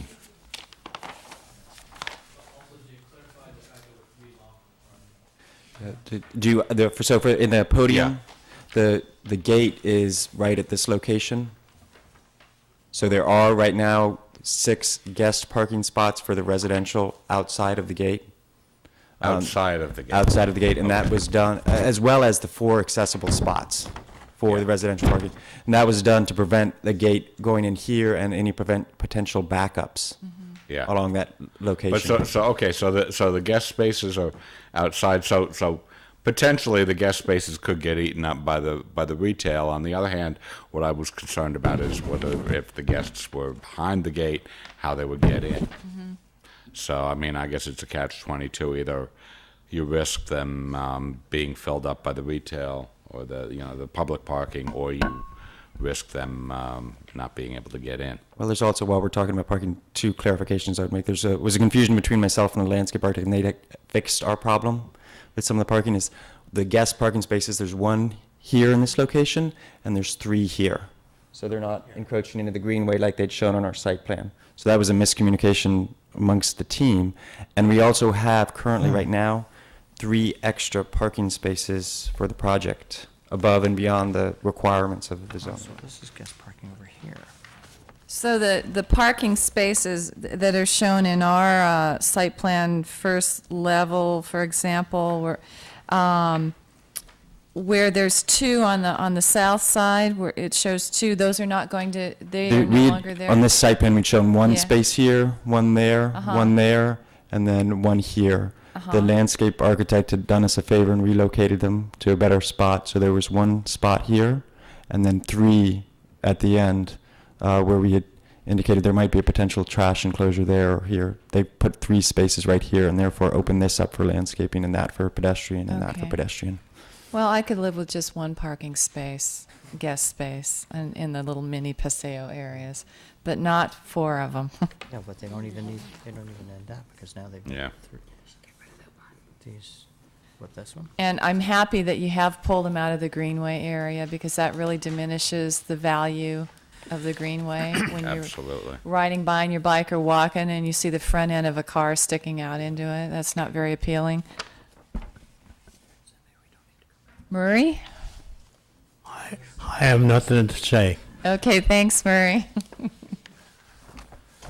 Ed, any other comments? I think I was done. Jim looks like he has a little bit more to say. That addresses the fencing, that I think solves the fencing issue. Just as long as we don't take offense. Okay. Thanks, Joe. This is on the bottom of my recommendations, where I suggested an additional condition to make sure it was clear what could be fenced and what the steps you had to take around that. And I do understand the concern about that southern edge to the site. Immediately south, you've got fences and walls, so it is a very contained area. So I don't object to the fencing as long as it's pulled to the west side of that 3-unit building there. But the suggested language to this condition, to continue to make it clear, it would read, eastern driveway access off 65th Street, insert the word "and" paseos to Greenway, shall remain unfenced and ungated. I can't even read my handwriting, period. These access points and then continue the pedestrian path on the second line along southern edge of the site between Hollis and Greenway shall remain, delete unfenced, and shall be, and then continue open to the public during daylight hours. Then continue. Any proposed future, insert the word additional, fencing, comma, gating, or closure of entrances and pathways from surrounding streets and greenways shall only be permitted if reviewed and approved by the Planning Commission and demonstrated by the applicant to be a high security threat that cannot be addressed through other means. So those are a few things that capture that existing fence along the southern edge of the site, make sure that it remains open during the daylight hours, and requires any additional fencing of access points to come back to the Planning Commission. Right. Okay. Perfect. Okay, anything else? Well, I just want to make sure that I'm going to use Jim's notes to sort of coordinate my understanding of what's happening. As far as the limited neighborhood serving retail, we've had that discussion, but you're going to make those live, work, and promote. Live, work, or flex. Or flex, and promote the activation of the frontage there. Inadequate landscape plans, I think Jim's going to be involved in that. And I think also that I'll have a comment in Commissioner comments on the landscape plans. Inadequate recreation community gathering space. You are going to add amenities, but I really would like you to really take a look at, an honest look at accommodating a large group of residents for votes and for community meetings. You need to really take no lip service, really look at that as this is going to be a functioning thing. And they need to have a place to have votes and have meetings in case there's high priority things, and even a gathering place. Well, but I really want you to do that. And then the last one, the ugly wall of the interior loop. I don't think we got a. Well, I got the message. We're gonna landscape it, and it's part of the landscaping and wall treatment. You know, that would be part of Jim's involvement in the review. The other suggestion is, you can chair the public art, and we have to pony up like $200,000 for that, and we can public art the thing. No? Oh. But I mean, we anticipate doing something with it, and then Jim will be involved. And I want clarity too, that it's not only to improve the community center in terms of putting a toilet, refrigerator, that sort of thing, but you are agreeable to relocating it to front off one of the Paseo areas, that will pull it off of that northeast corner along the Greenway and put it on one of off of the Paseo, as Jim recommended. Well, I think we'll be willing to look at. We had the city staff and us. We've had multiple discussions, and that was the location that the city staff wanted us to go to, because it seems to work well as a focal and entry point to the Greenway, a similar way that City Limits is designed, a community room there. So, and additionally, to be quite frank, where we are on our production work, construction drawings and whatnot, it'd be quite difficult to restructure the whole building because it's all connected into one. But expanding the room, we'll look at that pretty hard and see if we can't increase the square footage of that and providing space. access off the Greenway. And providing access off the patio, Greenway that and putting a sort of thing. patio so it's more integrated Okay. and porous with the Greenway activity. Okay. A deal. Yeah, okay. Right? Deal? Okay. I'll go for it. I think it's better in the central location, but, I understand your situation. Okay. Do we hear a motion? Have we captured all of those, Charlie? I'm not sure I've captured all of them. I'm a little concerned about the retail flex live workspace on Hollis. I'm not concerned about having it. I'm just concerned that whenever a project includes live work, we have some standard conditions of approval that relate to live workspace, what kind of activities can go on there and all this kind of thing. We didn't include any of those conditions in this project because it didn't have live work.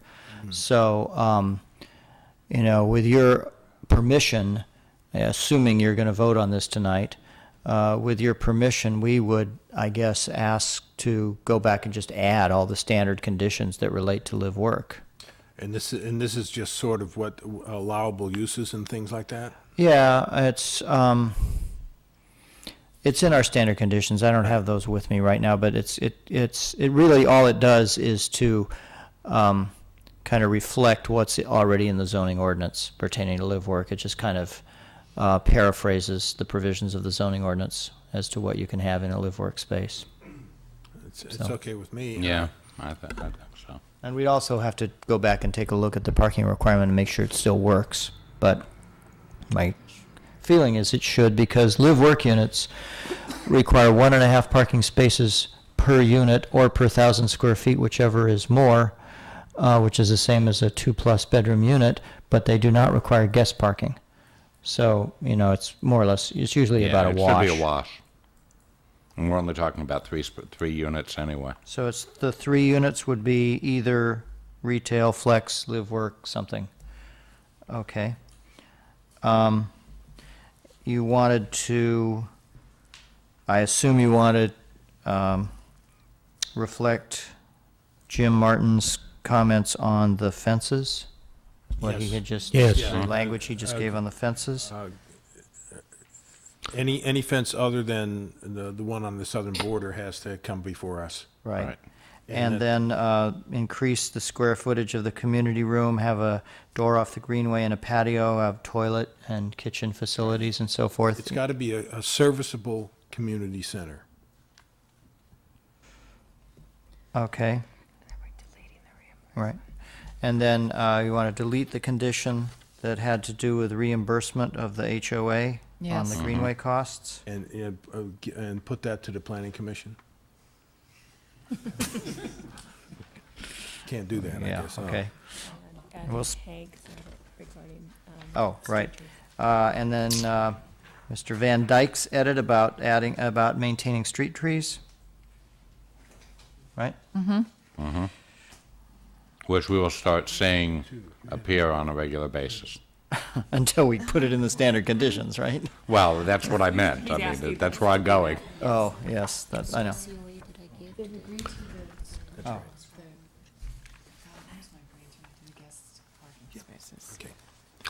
We have the 2 additional conditions that Ms. Desai passed out on whatever they were about, water service and something.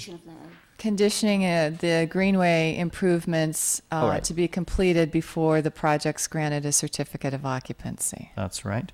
And then, I slipped my mind. What was the other one? Strike the Oh, yes, thank you. Striking the word vesting wherever it occurs in relation to the tentative map, including on the map itself. And the minor thing that, along with the landscape, Jim will be involved in the unuglying the wall. You really want that in the conditions? Okay. Okay. I just wanted to clarify one thing as far as the community room is concerned. Did you want to see an increase in the area of the community room or look at the possibility of increasing the We area? want to increase in the area. We wanted a serviceable, it needs to really service the community. And I think we know that. I have a comment on the community room. It seems to me that you don't need a vast community room. Watergate has 1,249 units. Even at the maximum annual meeting, I'm talking about annual meeting, if you have 50 people show up, that's a lot. Now what are you going to have here? Yeah, well, 15 by 30 is pretty small, but when I was in Watergate, we had over 300 people in those meetings. Well, that must have been several years ago. Oh, yeah. When I was first there, yeah, we had over 300 meetings.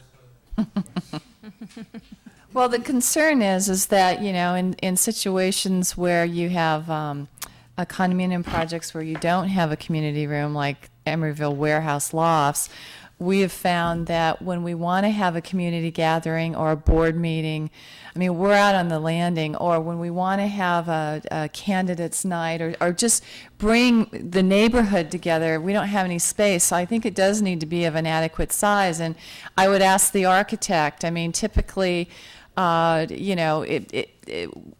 you design this space, but do we have an adequate space here if we're going to have 50 people in attendance at a community-related meeting? Well, and I would think that perhaps we would want even more the possibility of more than 50. I would say, we should think about, this is 145 units. We should think about, potentially at least some of these meetings, assuming that we would get somewhere between 50 and 75% of And I'm that's- trying Of to the tell you, residential. Ed, that's not what the experience shows. Well, but Murray, the issue with Watergate is that, and I've been to other communities. The smaller the community, the more participation Yeah. is usually happens. That's the way it is. So but I think 50 is probably a good round number of let's see what. So, come on up. Kyle and I were just talking, I mean, right now it'd probably hold about 30 people. 15 square feet per person. That's what the fire marshal would say is the maximum occupant load. It's 30 people you get in there. In that exact spot with the way it's designed, there's no way that it can double in size. I mean, we'll hit the property lines. We could probably increase the area, 10% or 20%. I mean, we're not talking something dramatic without really kind of redesigning the space. Yeah, my intention wasn't dramatic. My intention was incremental expansion and adding the amenities. Okay. I misunderstood you if you meant, double the size. Well, but you're going to have a patio also, right? Yeah. All right. Mike, could you come to the microphone, please? So that could act as part of the space there, right? Right. Spill over, yeah. I mean, just because of the intensity of your wishes in this, I'm not gonna sit here and argue. It's a worldview, I suppose, but I sit on more than 5 HOA boards through our communities, and I second Murray's comments. If you look at the plan of the community room on page A4.3, you'll see that without pushing the exterior walls out, there really is not much room to enlarge it. There's a stairway that goes up to the unit above, which maybe could be pushed back a little bit. Then there's a one stall garage for that unit. There appears to be a little bit of empty space underneath the stairs that maybe could be added into the community room. But other than that, there is not much opportunity to make it much bigger. Okay, so we need to go as far as we can with it. You have the patio and you have the amenities that need to be added. So within the constraints that you have, just build it out. Right. Push the envelope. We don't usually encourage that. Okay, now that that's clear, anything else? Okay. So now that I've got it all, let me just recap real quick. Citizen Martin's language on fences, and any new fences come back to you all. Flex retail live workspace on Hollis, and we will add the standard conditions of approval to that effect and look at the parking. Increase the size of the community room as much as possible. Add a door on the greenway, a patio, toilet, kitchen facilities. Make it a serviceable community center. Delete the reimbursement to the HOA for the greenway improvements. Add the condition of approval concerning maintenance of street trees and landscaping. Associated landscaping. And associated landscaping. Add the conditions that Miru passed out about water service and completion of greenway improvements, and strike the word vesting in relation to the tentative map. Sounds like we got it all here, Charlie. All right. Okay. Move approval with those changes? Skagin. All right, Commissioner Lutz, seconded by Commissioner Kane. Ready? Ready. Commissioner Kane? Aye. Commissioner Troiting? Aye. Vice Chair Lutz? Aye. Chair Jeffrey? Aye. 4 ayes, the application is approved.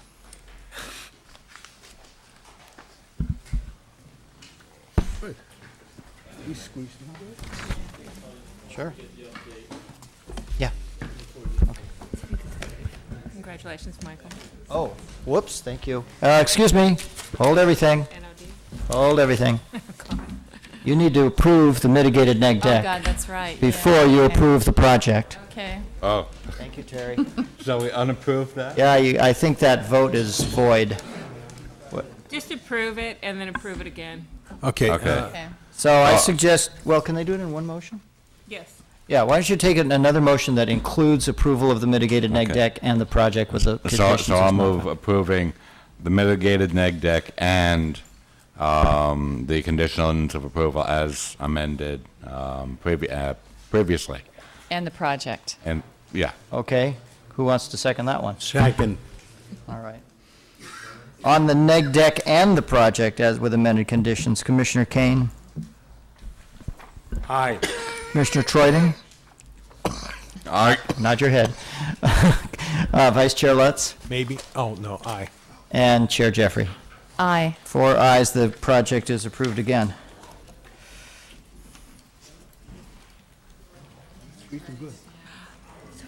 So we had 2 motions. No, It was 2 separate. Thank you for bringing me. Oh, you're so welcome. I didn't realize that it was. Yeah, it is.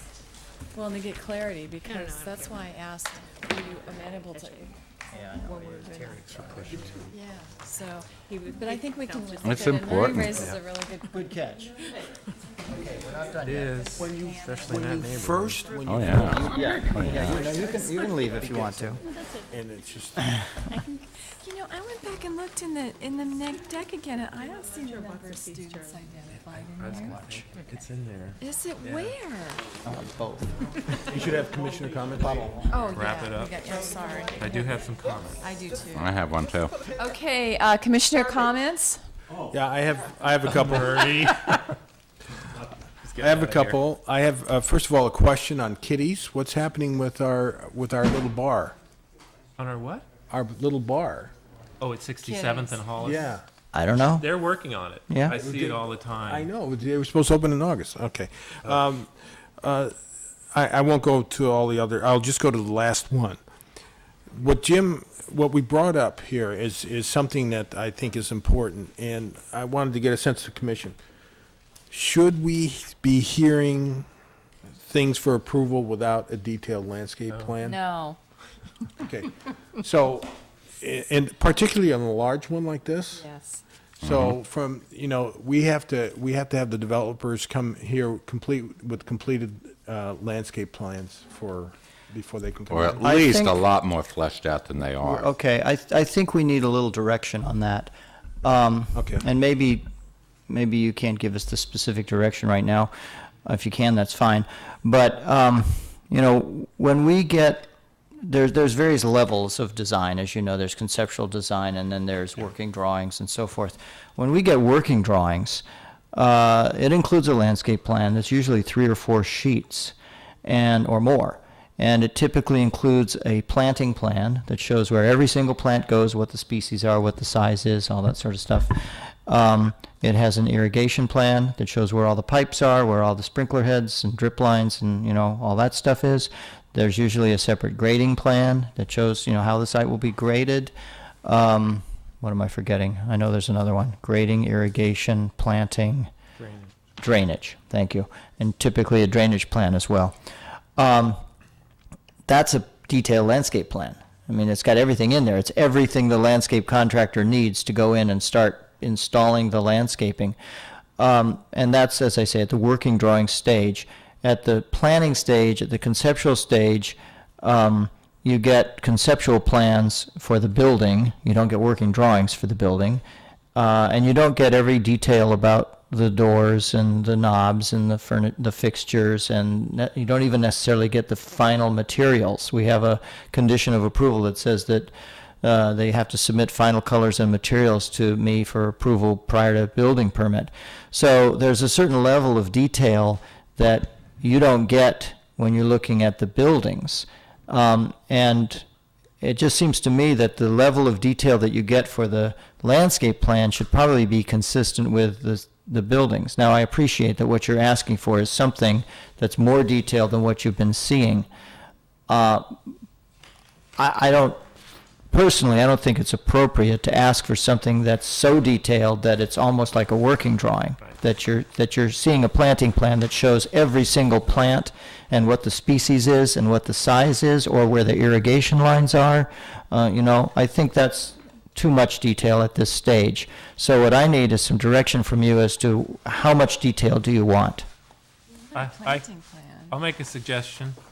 I don't mind a schematic plan, But if there's fencing and gating involved, it needs to clearly show where fencing and gating is.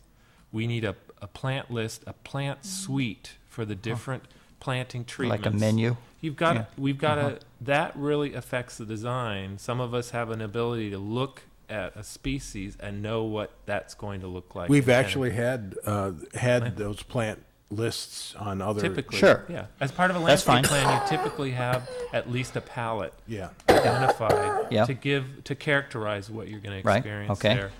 there. And then the other, if we don't have a specific planting plan, we need to at least have the information that was presented tonight that captures different areas, what's hardscape, what's landscape, and how we can conceptualize what's proposed, especially when you have a larger site. And a lot of the material the landscape architect provided tonight was very useful, but we didn't have it in the packets to Right. take a look at. Right. And so you see it for 3 seconds on the screen, and it's not as useful as it could be if we had that kind of information in the packet. I think that sounds to me like about the same level of detail as what you get for the buildings, because you do get typical unit plans, which are like a blow-up of Yep. certain areas, and usually you get a palette of materials. You may not get exactly where each material is going to go, but they show you some kind of a palette, and certainly showing the locations of fences and gates is reasonable, Yeah. and I would expect that even. Yeah. So that's very good direction. So we'll tell them they need. And also, I think if there's outdoor lighting, I think that's yeah. important to include too. Okay, examples, though. I mean, you're not going to show every single light yeah, fixture. but examples of where it would go and what type it would be. What's their intention? Yeah. Okay. And for all plans, whether it's a landscape plan or site plan, I would like as a standard that we include a scale that actually has a dimension on it. We get these scales like the plans tonight that say 1 inch equals a 16th of an inch. It Oh, gets no. reduced. You want a graphic We have scale. Yeah. Every site plan, every landscape plan should automatically have a scale we can figure out when we get these reduced maps, or the public can look at and figure out, is that 10 or 100 feet? Right.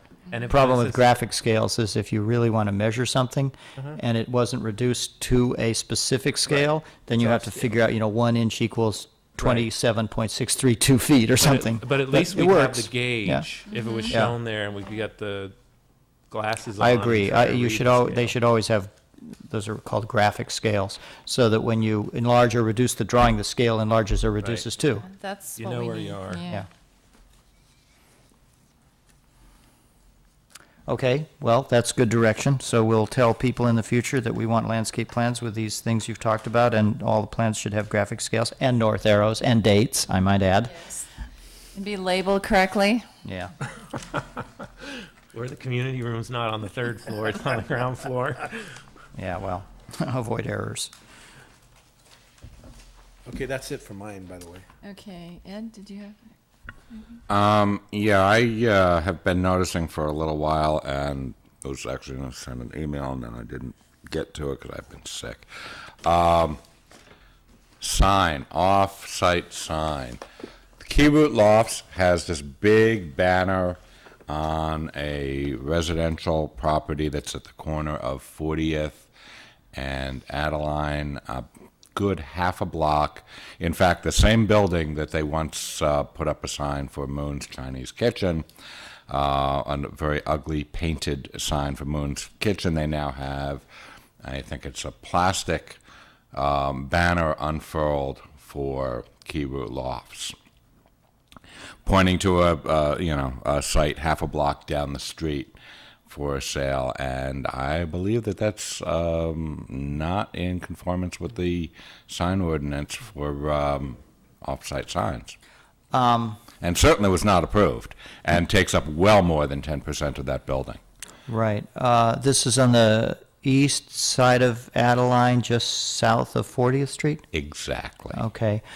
It would be a little bit different from the Moon situation, because that would have been considered, we considered that a business sign that was not on the same parcel that the business was on, which meant it was not a business sign, but it was an off-site advertising sign.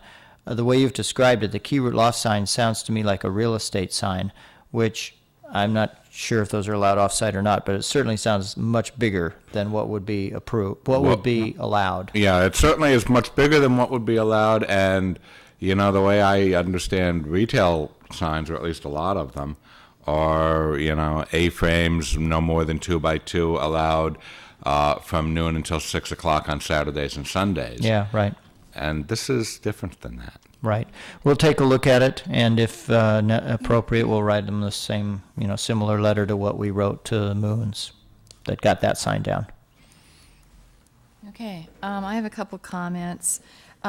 One is it's sort of getting back to Pixar, and I'd like to be provided with sort of a status report on the Pixar development agreement. It's been going through a number of iterations, and it would be nice to know where they are in the process. Right. I'll just clarify that there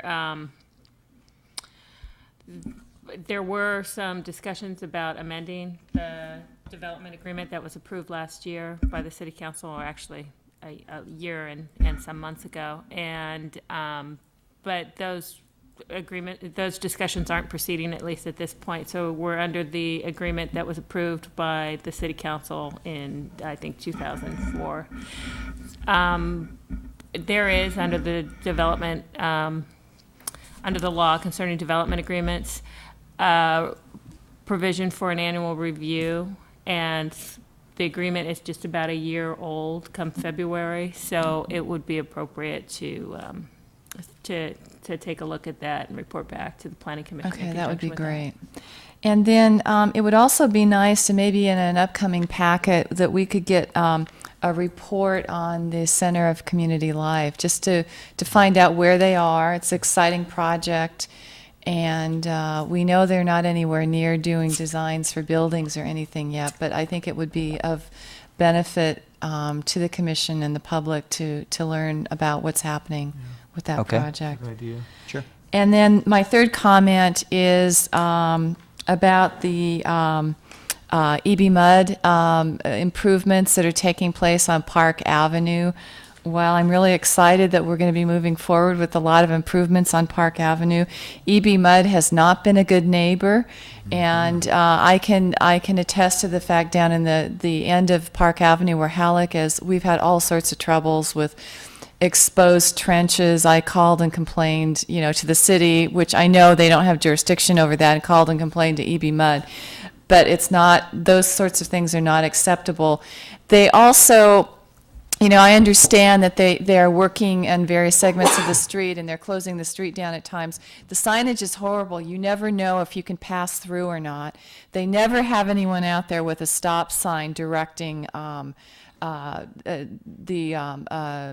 drivers around the area. And it really presents a problem, especially on Halleck, when their laydown laydown area. We've got the eastern lane, the northbound lane on Halleck is the laydown area for all their pipe and equipment. So we've got a single lane of traffic available to 2 lanes, north and south vehicles, and for the loft, we've got people coming in and out of the garage. And they're turning out into potentially dangerous situations, particularly when the 18-wheelers come barreling down Halleck. So, in that case, did they have any people out there? No, they never do. If they're out there, they're standing around shooting the breeze, and it's just not acceptable. So, I don't know if we can have the city, contact them and voice our concerns and file a complaint, but they should be out there and they should be monitoring that. I believe the city had to grant an encroachment permit for that work, and it appears the Public Works Director is no longer here, but I will pass your concerns along to him. Thank you. They're just not doing a very good job, and it's not about inconveniencing people that live in the area. It's just providing safe conditions for people that are living in the area. Okay. And that's it for me. I'm going to go to the overhead.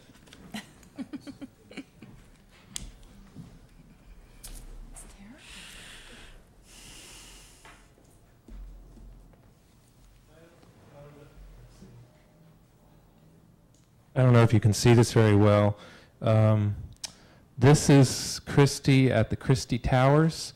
the lovely site there we've had before us many times. We've been active in monitoring the Levin Menzies sites, and this was handed to me by a resident of the luxury condominiums at Pacific Park Plaza across the street here. And they're tired of this. This is what they experience every day going in and out. It's surrounded by dense fennel, trash, fence that's falling down, and there's still construction debris on the site. And I'd like to I'd like it fixed by our next meeting. Frankly, I don't understand why this property owner hasn't been required to maintain this. I'd like to get Nancy on this as soon as possible and put this under our staff director's reports as something to pay attention to until we know what's going on with this project. Unless it's going to be under construction next week. It's not going to be under construction next week, but I know we have done this with the Flecto site, but it's not something that I recommend, is that these constant code enforcement issues appearing. I think it really muddles the notice that the property owner is entitled to and what the planning commission's role is with regard to enforcement of these matters, which ultimately you do have an enforcement role, but we need to bring it to you. But I think with regard to this issue, we will definitely bring it up. I'm in contact with the developer on almost a weekly basis because this site has become very complicated. Some of the encroachment issues with the public market have made it very complicated, and so there's active involvement with the city attorney's office, the property owner, and the marketplace. We're all in discussion with each other. So I will talk to the property owner and let him know this is a serious concern. We can report back to you. Good. And then if you don't see a change, we can go from there. But I'd really like to stay away from putting specific agenda items under the director's report. Right.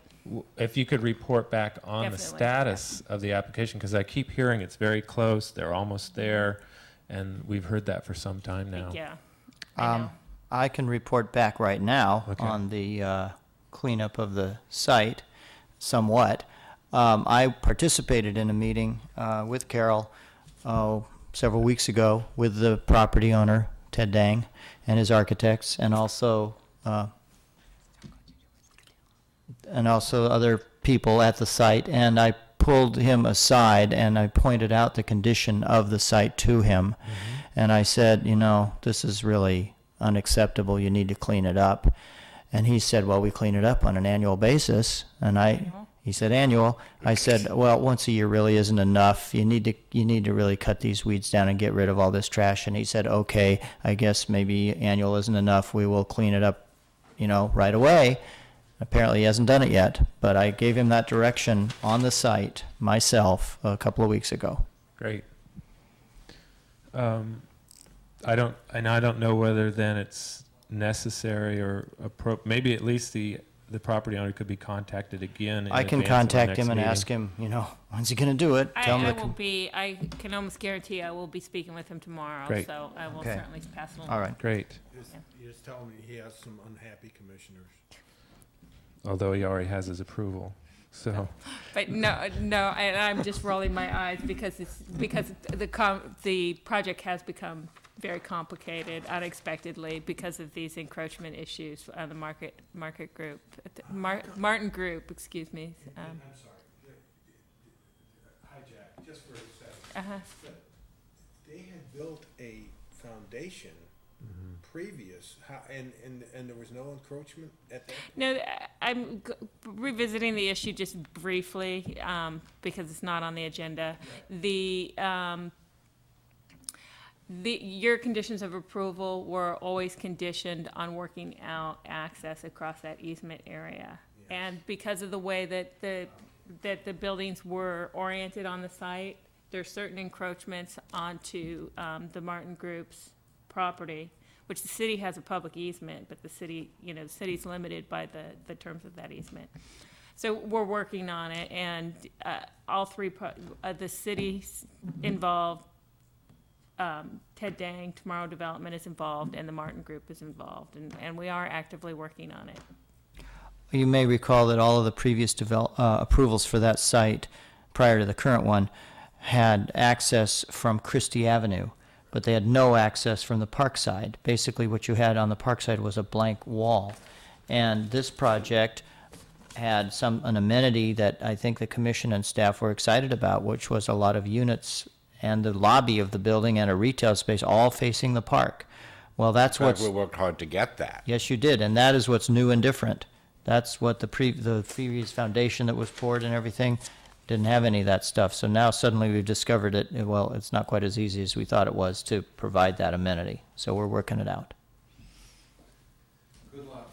Thank you. Thanks, Charlie and Carol. Then the last point I have, this is the Emeryville General Plan Update Opportunities and Challenges report that we all got, and I've been enjoying reading through it. It looks like the General Plan Committee is doing a good job.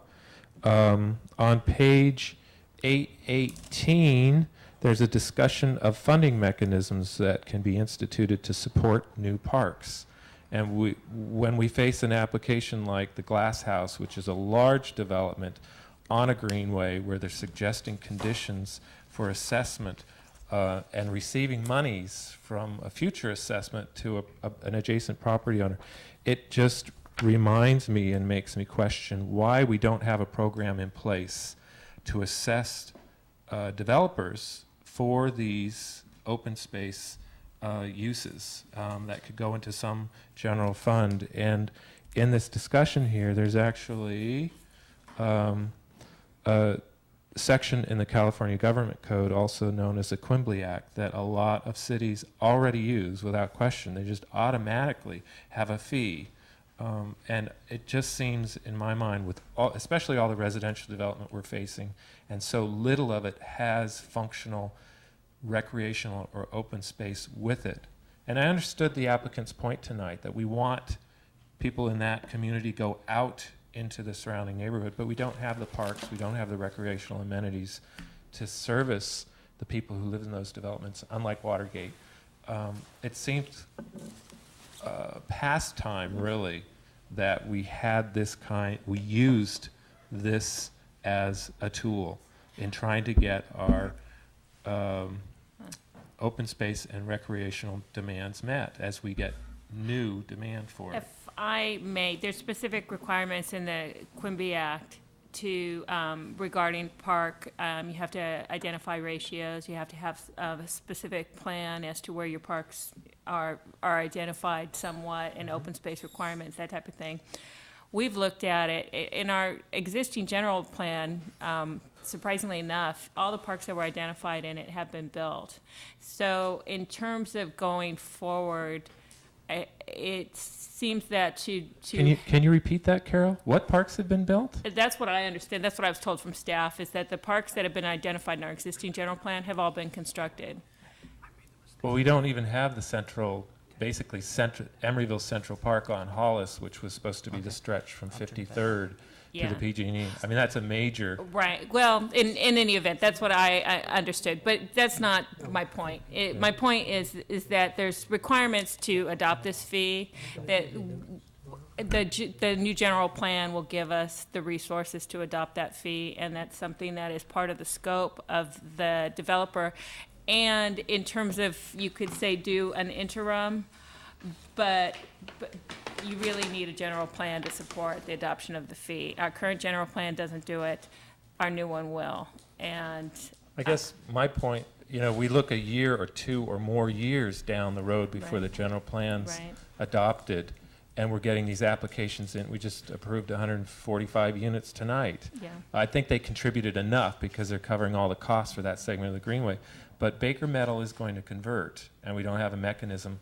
We don't have a standard for how much open space they should be providing, and we don't have a mechanism to provide a broader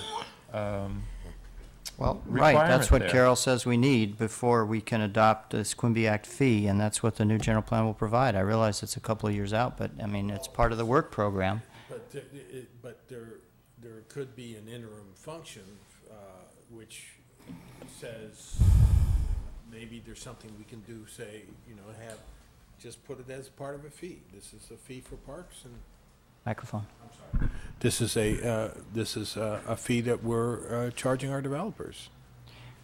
Or something we or can an interim general amendment plan? I guess what I was Right, asking for, Carol, is a Yeah. staff report Right. that explained to us Yeah. what the limitations are and what some of the options are. We can certainly submit to you on Quimby fees, but it is, obviously, you can recommend to the city council that you think Yeah. that these should be, but developers' fees are uniquely within the province of the city council to adopt. Right. And, I'd just like to push that discussion along further, and on top of this act, at least give a recognition that we don't have any standards to use. When we have an applicant in front of us, we don't, when they have 145 units, we can't say to them, where is your amenity?